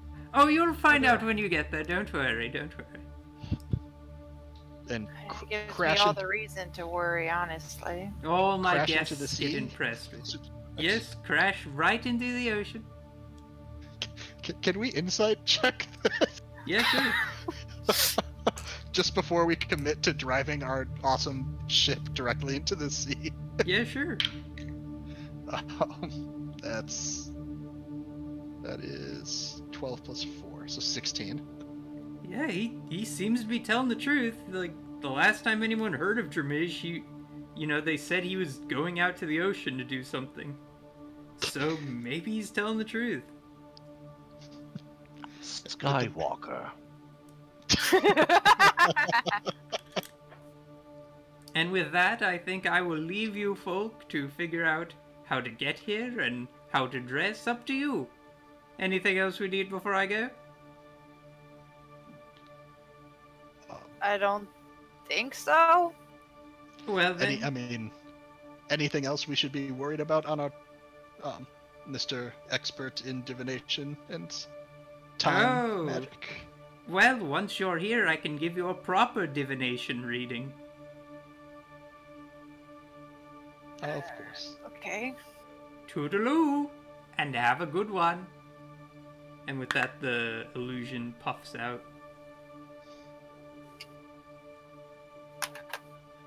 So dressed nicely. I guess we have to dock somewhere and go shopping. Cause I don't own anything like that. No, nor do I.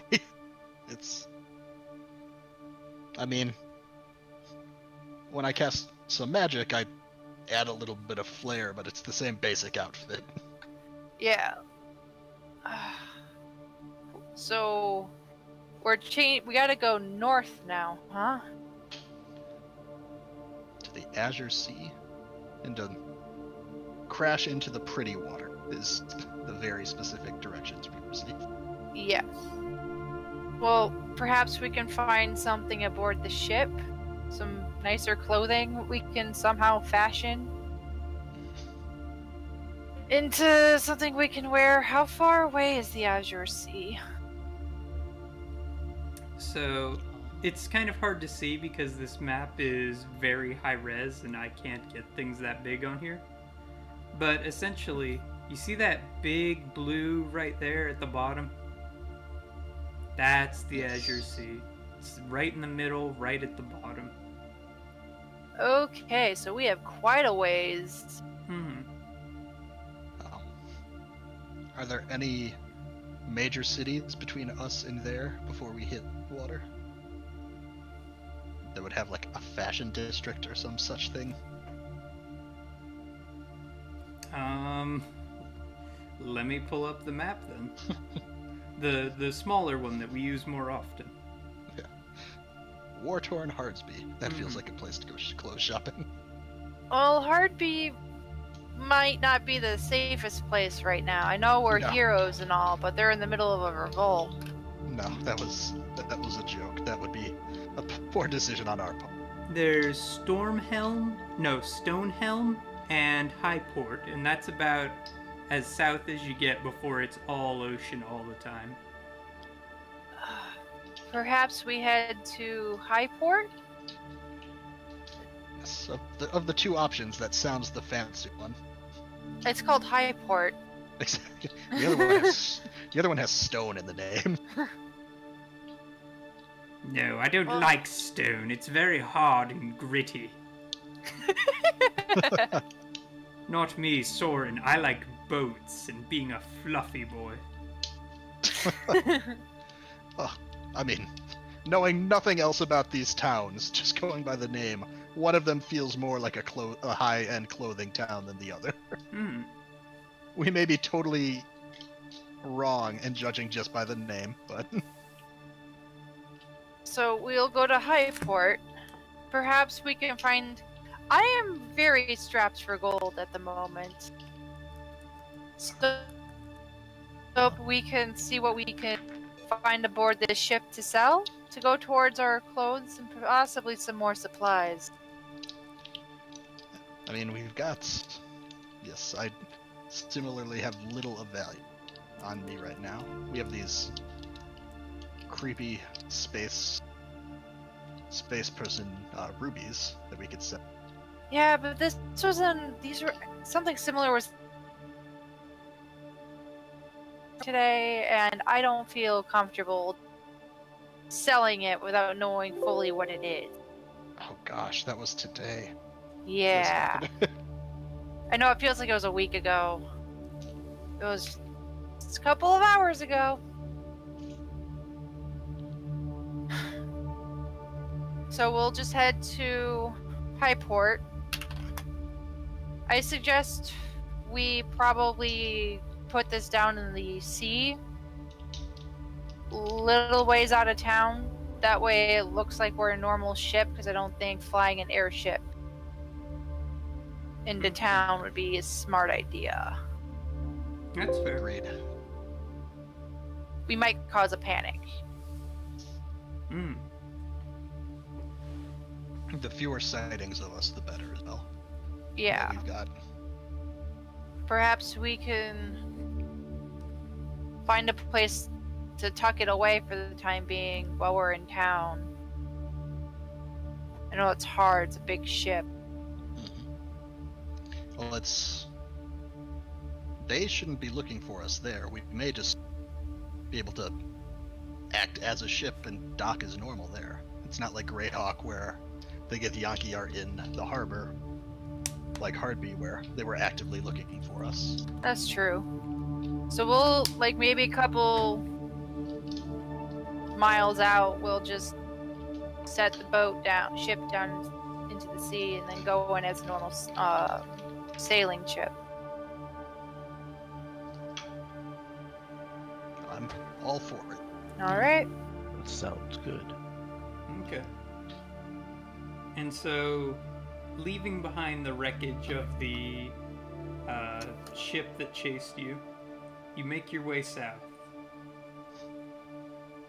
And, you know, you start to get closer and closer to Highport. And, yeah, it's, you know, as you get closer, you dip down into the water. And luckily, right about now is when your food supplies were starting to run a bit low. As were supplies for repairs, because the ship was damaged during flight. 65 is really the only one who knew how to make the repairs, but they got made, and the ship's in pretty good shape now. As are all of you.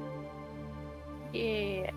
So, I was gonna say, are we able to, like, turn on autopilot and, like, sleep on the way there? Yeah, you can autopilot very easily.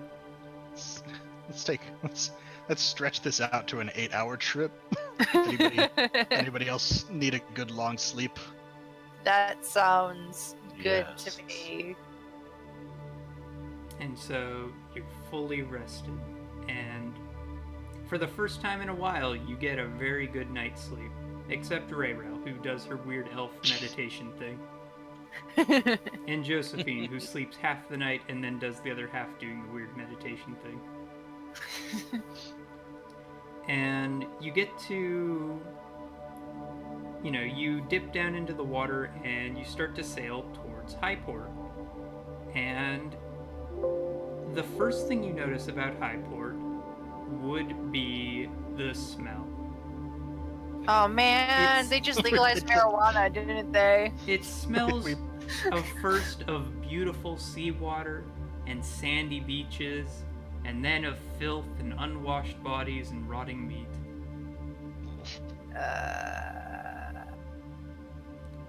That's great. Yep. Isn't it a lovely town? It looks like shit. Should have gone to the stone place. It looks like it has... No, it looks like it was once very nice, very beautiful, and then was burned down at some point. Like recently? Not recently, but Okay. not a long time ago either. Only about 11 years ago was it burned down. It's a but like it gives very strong like Croatian and, you know, Mediterranean vibes. The weather's nice and it looks beautiful, you know, from afar. Yeah. And you pull into port, and an orcish fellow's there to greet you. And he says, "Alright, port fee, let's see, you don't look like a very wealthy lot. Alright, we'll say it's 5 silver. Okay. 5 high port silver, might I add. What kind of money you got?" Ray Rail holds up like a gold piece from Greyhawk and is like, I got this. He bites it. Definitely gold. And then he pulls out a little abacus and swishes through it real quickly. At that exchange rate, yeah, 20 gold and you'll be all good. What? Welcome to Highport. I will not be paying 20 gold into the city. Do we just turn around and leave? Yep. Yeah, let's. We will not be Bye. paying. No. Do we just say no to this place? Yeah. Bye, Felicia. Hey. Like, let's go park like 2 miles away and just walk in. It'll be cheaper that way. I just want to slap the shit out of this dude, but Ray Rail's using like that's Kevin talking. Ray Rail's using like county fair logic, but for spaceships. Yeah. Parking's easier if we just Let's walk just go a find little bit. We'll go find Maybe the free parking lot.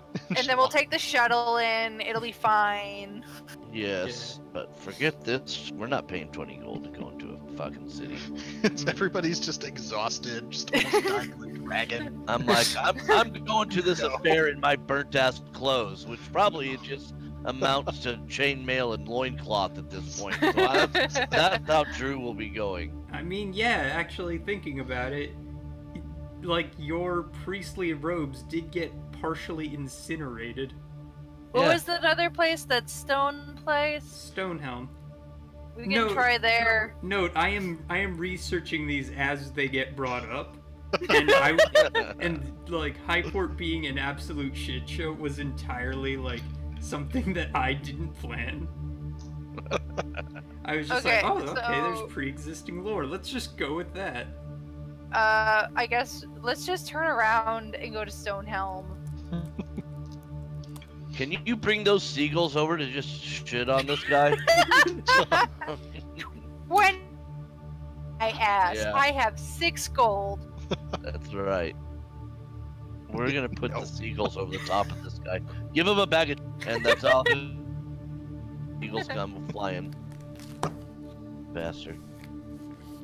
You don't even need Cheetos. You just need to like throw something vaguely food-like, and the seagulls will go after it. Yeah, that's what we're gonna do. Launch the seagulls. Well, do you launch the seagulls, or are you a good boy, Soren? We're at I don't launch my magic seagulls, but we can throw some stale bread maybe at this guy's feet. And get the actual seagulls to go after him. Yeah. The more conventional seabirds. Rude. Damn, 20 gold to get into a city. Jesus Christ. What a racket. Yeah. We didn't want to get in that bad anyway. It looked like a shithole. Yep. Screw you and your city. We're going home. Okay, so you fly off and you decide Stonehelm sounds nice this time of year. Yeah. Yep. GTFO. And Stonehelm, too, is comparably a little further south, so you don't lose too much time. It's not on the water the same way. Oh, I guess there's also sea ant down there as well. It's very small. So you have a choice, Stonehelm or sea ant. Is Sea Ant further along? It's a little further. Let's go to Sea Ant.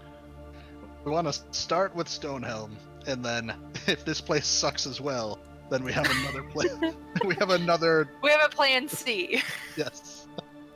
Plan A was Highport. Plan B is Stonehelm.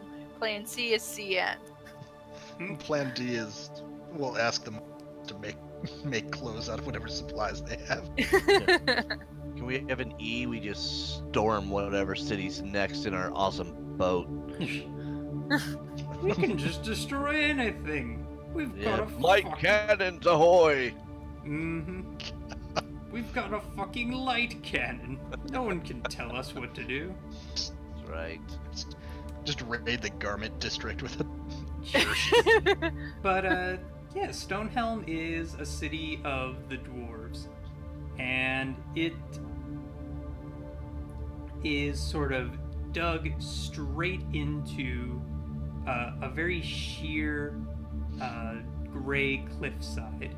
The city is very vertical, and there's a lot of stairs to take, but the garment district is actually quite well known here, and there are there's a lot of sheep herding and a lot of that kind of stuff that goes along around here. So, you know, you park your ship off somewhere in the woods nearby, hidden away, and, you know, 65 does what 65 does and camouflages it. He's getting better at, or they are getting better at it too. It's less uniform now. Less obviously geometric. Mm-hmm. And so once you get to Stonehelm, the wide gates are very open to you, the dwarves are friendly, and you're free to roam about the city. There's a large market district, plenty of temples to things like Pelor and the dwarf god that I'm forgetting the name of, and Clagadin for sure. And while the city's a little strict, it's a very nice town. Rayrel is going to take Josephine to the garment district so they can go pick out their outfits for this swanky ball thing they were told to dress nicely for. Okay.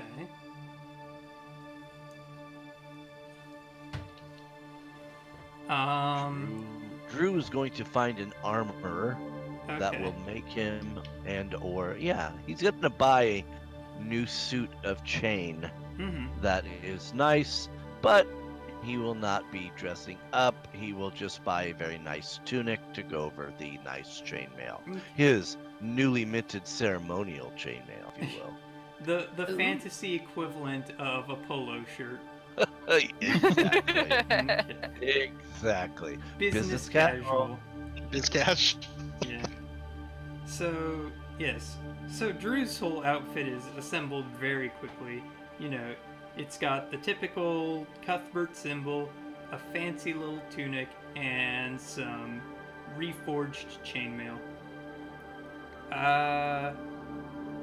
Next is Ray. What are you looking for while you're here? So Ray's gonna look for, like, not like a floor length gown, like maybe cocktail length, because she's just like, oh, if anything goes down, she wants to be able to move and fight. Probably. Plus, you gotta cover up that leg, girl. Nah. I mean, it looks fine. There's just scars. Yeah. She don't care about scars. That's doesn't look like barbecue meat anymore. Makes you look tough.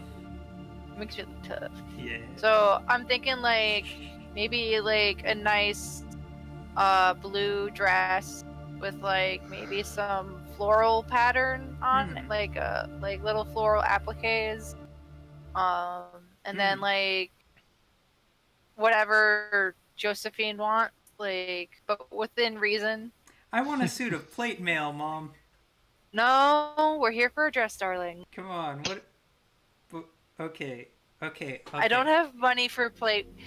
How's this? Break it even. We can do like a dress, but it's made out of chainmail. How does that sound? That sounds extremely heavy and uncomfortable. Okay. Here's what we'll do. You want armor. After we get your dress and my dress, if we have enough money, I will get you a nice set of leather armor. Okay, fine. And so she picks out something surprisingly like demure, like a green dress, kind of similar to your style, and with like a white underbit right here. Okay. And then Soren, what are you up to? I probably walked with Rayrel and Josephine at least for a bit of the way, and then when they split off to look at dresses, I just looked for, not having shopped for clothing, like high-end clothing that much, I just looked something, maybe someplace that sells jackets or I'm a little bit out of my element, so just kind of. Would you say 65 was allowed to come into the city with you guys, or no? Probably not, right?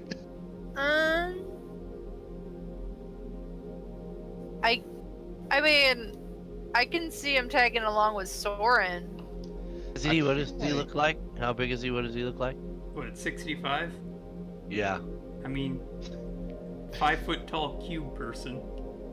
Right. I mean, like, cube people aren't like a common thing, right? We're trying to keep a low profile in at least one. No, not very common. I probably would have had him stay at this ship, just so at least one town doesn't know that weirdos with space technology. Sad, but okay. So, yeah, what do you... Did 65 want me to pick up an outfit for him, too? Is that what that was leading to? Yes, a cube dress, please. The finest cube dress you can find. I was like thinking, like, maybe we can find him a nice little scarf or like find stickers, like little glitter stickers.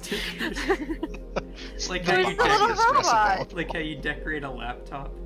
Yeah. I mean, 65 was like, we are fine with whatever is presented unto us. We trust the taste of Helmsman Soren. Maybe we could just get him all little bow ties. Oh, that's cute. Oh, that would be cute. Okay, and yes, that'll probably be an afterthought for me as I'm looking for places. I think I'd probably just look for anywhere that seems like it's like a well-made, like, fancy jacket or pants or something like that. Just like a very eccentric, like a magician's jacket. Yeah, yeah. That feels appropriate. Like, because I just assume that when I'm gonna have to blow money on this, it's gonna incorporate it into my everyday wear after using it for the nice event. Like, who's the guy who does Mind Freak? Oh, is that Chris Angel? Is that? Yeah, I think that's him. But you know the magician, like, fancy Las Vegas look where it's like a lot of sequin suits and stuff like that. Is that what Soren's going for? Maybe something like that, but a little more plain initially. So something like maroon or a plum like colored thing. But then knowing that, like, when I cast mage armor on this kind of thing, I just like add a bunch of like sequins and like gilding and like eccentric accents to it that way. And so I'll buy it a little plain and then essentially just make it a parlor trick when I change it. We'll say that all this was paid for with the weird loot that was like from that battle and from like the ship itself, just like weird Githyanki artifacts that are like, maybe we shouldn't be selling these, but you know, Soren finds a way. Sound good? Sure. So, with all your shopping done, is there anything else you do in Stonehelm before you head out? Well, I just want to know how much the 2 dresses and the armor for Josephine would have cost. All in all, about 30 gold. I only have 6 gold. Wait, let me check. Let me check. What does D&D say? D&D fine clothing. Yeah, because I want to not to overcharge, of course, and like I don't keep in my mind like the cost of clothes in D&D. I mean, it rarely ever comes up. Fair enough. I already forgot how much we spent on Drew's fisher. Fair enough. That's our only point of reference. Well, Drew's been holding out on you because he's got 2 platinum and 23 gold left. Drew, you fucking... Drew? Yeah, all in all, it'll be about 15. 15? Okay, But again, we sold some stuff. I have a spare short sword I can trade. Oh. or sell. What is this? Dried spider blood? Dried spider. Yes. That's very lovely. I think I'll take it, yeah? It's Yeah. not every day we get elven swords around here. Sure, why not? Awesome. Okay, so that's sell that for 10 gold according to what DMD Beyond says. So that puts me, after paying for everything, I will have 1 gold left. Excellent. Well, just about perfectly covers that, huh? Yep. But hey, I think that everyone on the crew is decked out. So we have Modrons with their little bow ties. We've got Drew and the crew, which I love that I accidentally into. And, you know, they've got their fantasy polo shirts and chainmail, all matching with Cuthbert's logo. Yes. We've got Soren's mildly sequined suit and Rayrell's, what kind of dress? It's like a blue cocktail dress. So blue cocktail dress, and then a slightly more conservative green one for the daughter. Yeah. And a suit of armor for the daughter. Yeah. And then Leather armor. So you're all off. So back on the ship, what's the plan? I guess we head to the Azure Sea, and it says to find this, go out to find the most sparkly of the water, and then go towards a whirlpool. So I guess we'll do that. So you try that for about 8 hours, I would say, and not a whole lot of luck. Because the Azure Sea is very clean sea. All of it's very sparkly. We said fly to the middle, Yes. so we'll do that. Okay, so And just then he wants us to dive under and find a sparkling whirlpool. But if we've hit the rocks, we've gone too far. So eventually you do see something that looks like a whirlpool, and you see like basically a seal jumping in and out of the water, struggling, and it's jumping way higher than it should. I guess that's where we go. I mean, Soren's the one piloting the ship. What's your call, Soren? Yeah. I mean, I'm cautiously drifting that way, watching this strangely talented jumping sea. You get almost to the water level, and you keep going, and you keep going, and the seal's following you, and you're underwater. Oh. Yeah. You think that you're gonna choke, but when you breathe in, you can breathe the water. It feels like you're being hit by like a tractor beam or something. And then there's the beautiful underwater like citadel, a bastion as it were. And actually, I think I have a picture of it right on here. Let me pull that up. Yep, there we go. Ooh, big boy. So you see this as you approach, and you know these beautiful like holes on the side sort of form ports that you use. So as you pull your ship in, you can sort of dock it inside this building, and the seal is still following you. The seal climbs out of the water, and before you is a older elven lady. She says, "Hello." Hello. Dearest. I'm guessing you're here to see him? Yes. Do you have an appointment? We were told it was more of a party than an appointment. Oh, you're here for the party. I see. Understood. Very well. You do seem dressed for the occasion. And the end of the port room, she sort of knocks on the door and opens it up for you. And inside you see this extravagant ballroom with that's just like it's fit for an emperor. And oh boy, there's an odd menagerie of creatures in there. You see minor angels, you see elves, you see modrons. You see creatures from all over the multiverse intermingling here. Like, you even see some less savory creatures, stereotypically. Things like devils and Yugoloths also intermingling. It's a very eclectic mix. And they seem to all be muttering and stuff.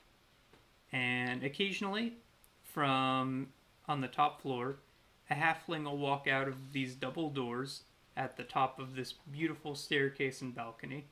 Everyone will applaud, and she will announce who gets to see Dramij next. And, you know, the person will head up, they'll go into the room for a while, and then they don't come back out. Oh. Don't know what I was expecting, but it was not this. Is there food at least? There is food. There is plenty of it. And it is very good. Yes. Whatever you could want is here. Is there an open bar? Yes, there is an open bar. Yes. That is Soren. I think Soren and Rayrel are like beelining for both of those things and bouncing between them. Drew, what do you take of your two companions just getting slammed? Like, we're not getting slammed. We're having a good time. I think they deservedly are, you know, recreating so that you know, they can just blow some steam. So Drew's all about it. Okay, very good. It's about blending. We don't want to be the only. We don't want to stand out in this place. Yeah. I feel like you see like a strange wolf standing on two legs, getting a drink next to you, Soren. And it just kind of looks over like, "So how long you been waiting to get called?" Oh, I think we just got here. Time works normally here, right? It's a palace of a chronomancer. Well, I guess. So, I mean, it's a bit relative then, though, isn't it? Would I know if it's? This is giving me a bit of a headache.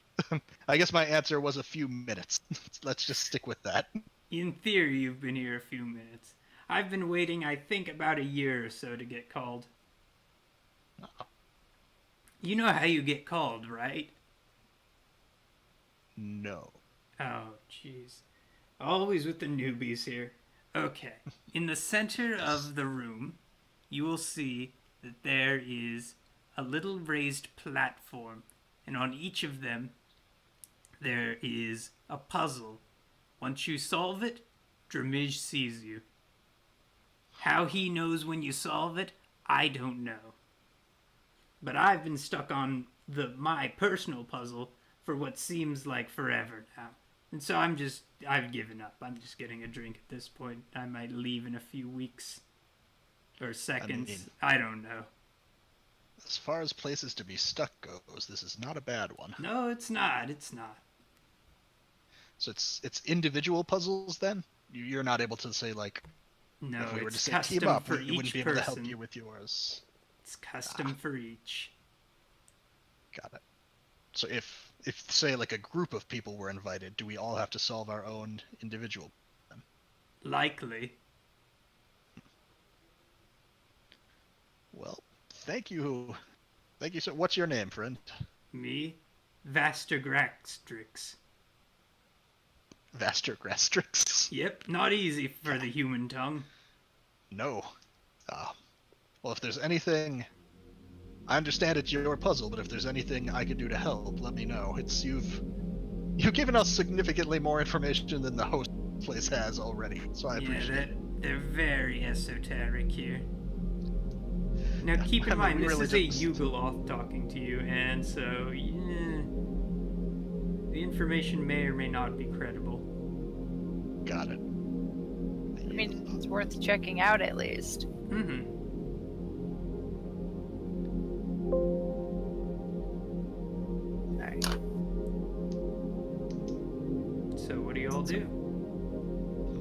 Well, I was next to Soren when he got that information, so I guess Rayrell's gonna, like, head over to the puzzles.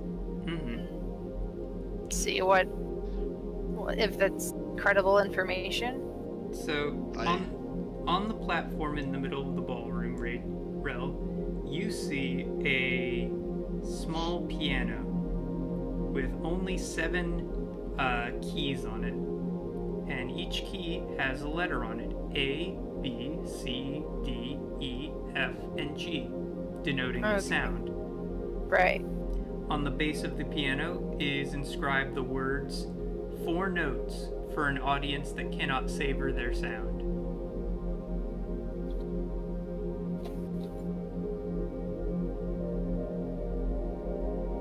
Oh. Is Rayrell the only one seeing this, or do we see it as... I mean, she can describe it to you. I relayed that information to him. Oh. I keep forgetting. I think I understand it, but Soren's also an 8 intelligence, so he's a little bit slower. I mean, he's clever. Try hitting D-E-A-F. D-E-A-F? Okay, yeah, that makes sense. For those who would not be able to appreciate the notes. Okay, so Rayrell does D-E-A-F.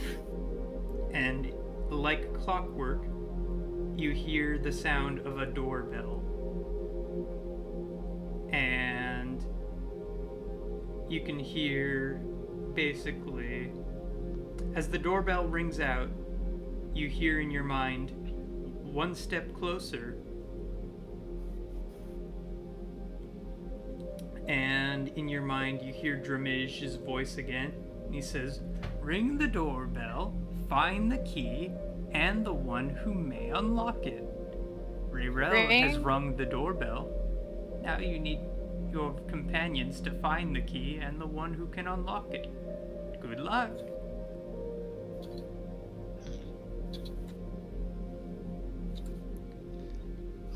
So there's multiple parts to this then. Makes sense. My wolfy friend just never made it past the first one. Okay, so since Rayrell rang the doorbell, she can't find the... She could probably help find the key. Well, so I can read this all out, but this is essentially in the Discord, Patrick, this is what is there for you. It says that there's a marble plinth with a handwritten letter on it, and it says around the ballroom are 8 tables numbered 1 through 8, and they sit in a large circle starting at the top left and at number 1 and going clockwise. Beatrix the door opener sits at one of them. 7 is unlucky, so she and the dwarves would never be there. The gnome likes even numbers. The dwarves like the gnomes, they always sit at the 2 next to her. The drow like power, and so they sit at the 3 highest numbered tables, scaring off the gnome. Only a dragonborn sits at table number 4. Table 7, minus the gnome's table number, is where the lonely bugbear sits. If you add up the dwarves' table numbers, that is where Beatrix is. Oof.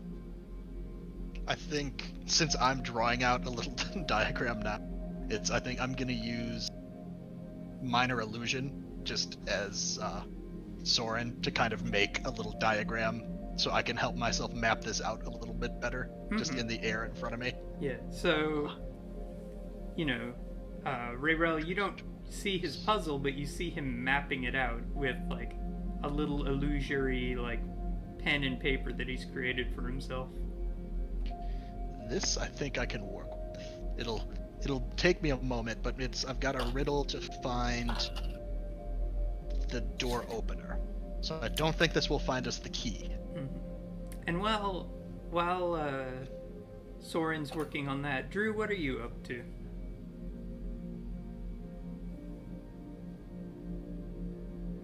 Oh no, we lost Drew. Drew's getting slammed. That's what he's doing. Okay. So, Soren, do you have any guesses for what table Beatrix is at?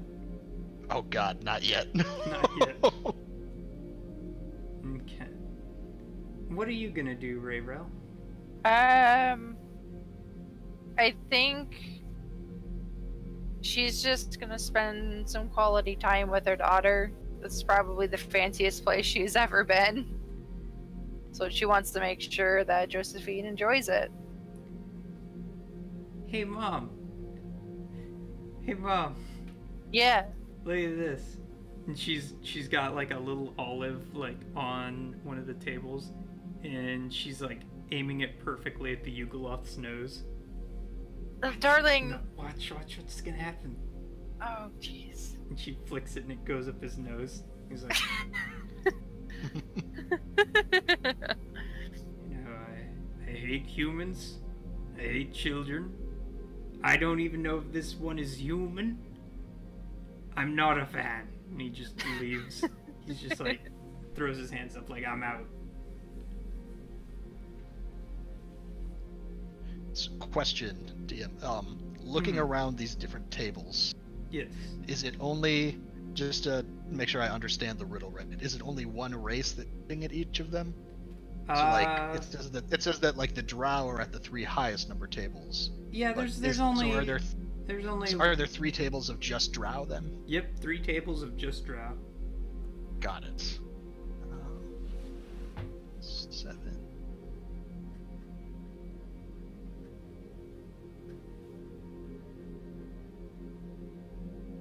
It's just nice to relax. Oh, I think I might have I got it. You don't even know how much money this Dramij guy saves on aquariums. It's I think I've got this. It's all about keeping people that hate each other away from. It's like navigating like a family event. So Beatrix sits at one of these. If you add up the dwarves' tables, Beatrix is at table 4. She's at the Dragonborn table. And with that, Beatrix stands up from her table, and her scaly self walks over. She just gives you a thumbs up, like, Dramij picked well this time. These ones are clever. So what of the last riddle? Has your companion Awkward social awoken? gathering. What was that last part? Has your companion awoken? And she points over at Drew. Guess. Well, Drew. if he's drunk, do not worry. I will raise his riddle forth so that you two may solve it in his stead. Sound good? Okay. That sounds fair. And with that, the 2 tables your riddles had set at, or like the 2 plinths they were at, kind of retract, and you get one last table. And it's an altar with metal, wood, stone, gold, string, and bone at it. And she says to you, now all you have to do is make a key. And Okay. so the key will be something that you can make music with. Fish fear it, fire consumes it, boats contain it, and you'll never live in it. Okay, so it was an altar with metal, string, bone, gold, Stone and wood. Sorry, can we type those out? Sorry. Yeah, I can post pretty much exactly what the riddle is again in the Discord. Yes, please. Got it. There you go. Okay, so play music with it. Fish fear it. Fire consumes it. Boats often contain it, yet you never live in it. Fish fear it, fire consumes it. Is it air? How do we make a key out of air? Because fire consumes air. Fish can't breathe normal air. Sound travels through it for music, and you can't live in the sky. Right. What will you make it out? Beatrix just says, when you've chosen a material, tell me. I've got a forge hammer and I'll build it up right for you. Part of me is thinking string.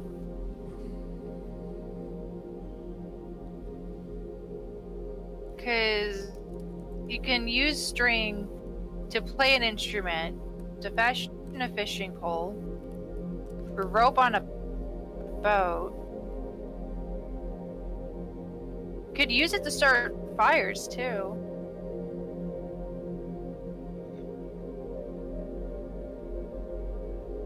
So none of the other materials really. I think it's a trick. Okay, I think it's none of these materials. I think it's the air in between. Oh, that makes sense, because if air's the answer.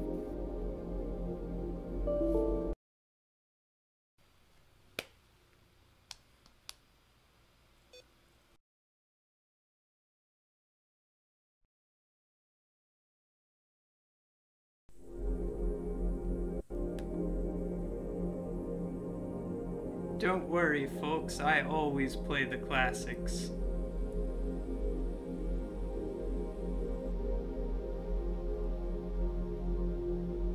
Crashing midstream, now that is a classic. Okay, so I'm good with what your suggestion is. We can go with air, then go with string as a backup. Yeah, I'm trying. Of the things that are on the table, I can't make sense of. Yeah. Well, So string is your I choice? guess. No. We're picking air, Air. the space between the items. How Since unique. You can't live in the air. The fire consumes it. Fish don't live openly in it. They live under the water. And music travels through it to be produced. You know, Drumish was right to pick you. You are very clever. And she sort of sticks her hand into the air, and it sort of all coagulates into this sort of completely white, like, key that feels very light to the touch. She says, well, you've rung the doorbell. And she gives the key to Soren, and she says, all you need to do now is go visit Drumish. You've been called. Okay. Good luck, you three. Thank you. Thank you. Alright, I guess we head up. Mm-hmm. Is Drew with us? Nope, still nothing. Oh, good. He's very drunk. You know what we can do, though, folks, that might be a good idea? Is we take some time to wake up Drew, and next session we will see what a formal visit to Drumish is like. That sounds good to me. It's practically 2 o'clock. Okay. Once his vow of silence is passed. Yeah. Mm-hmm. Silence in that old ale bottle.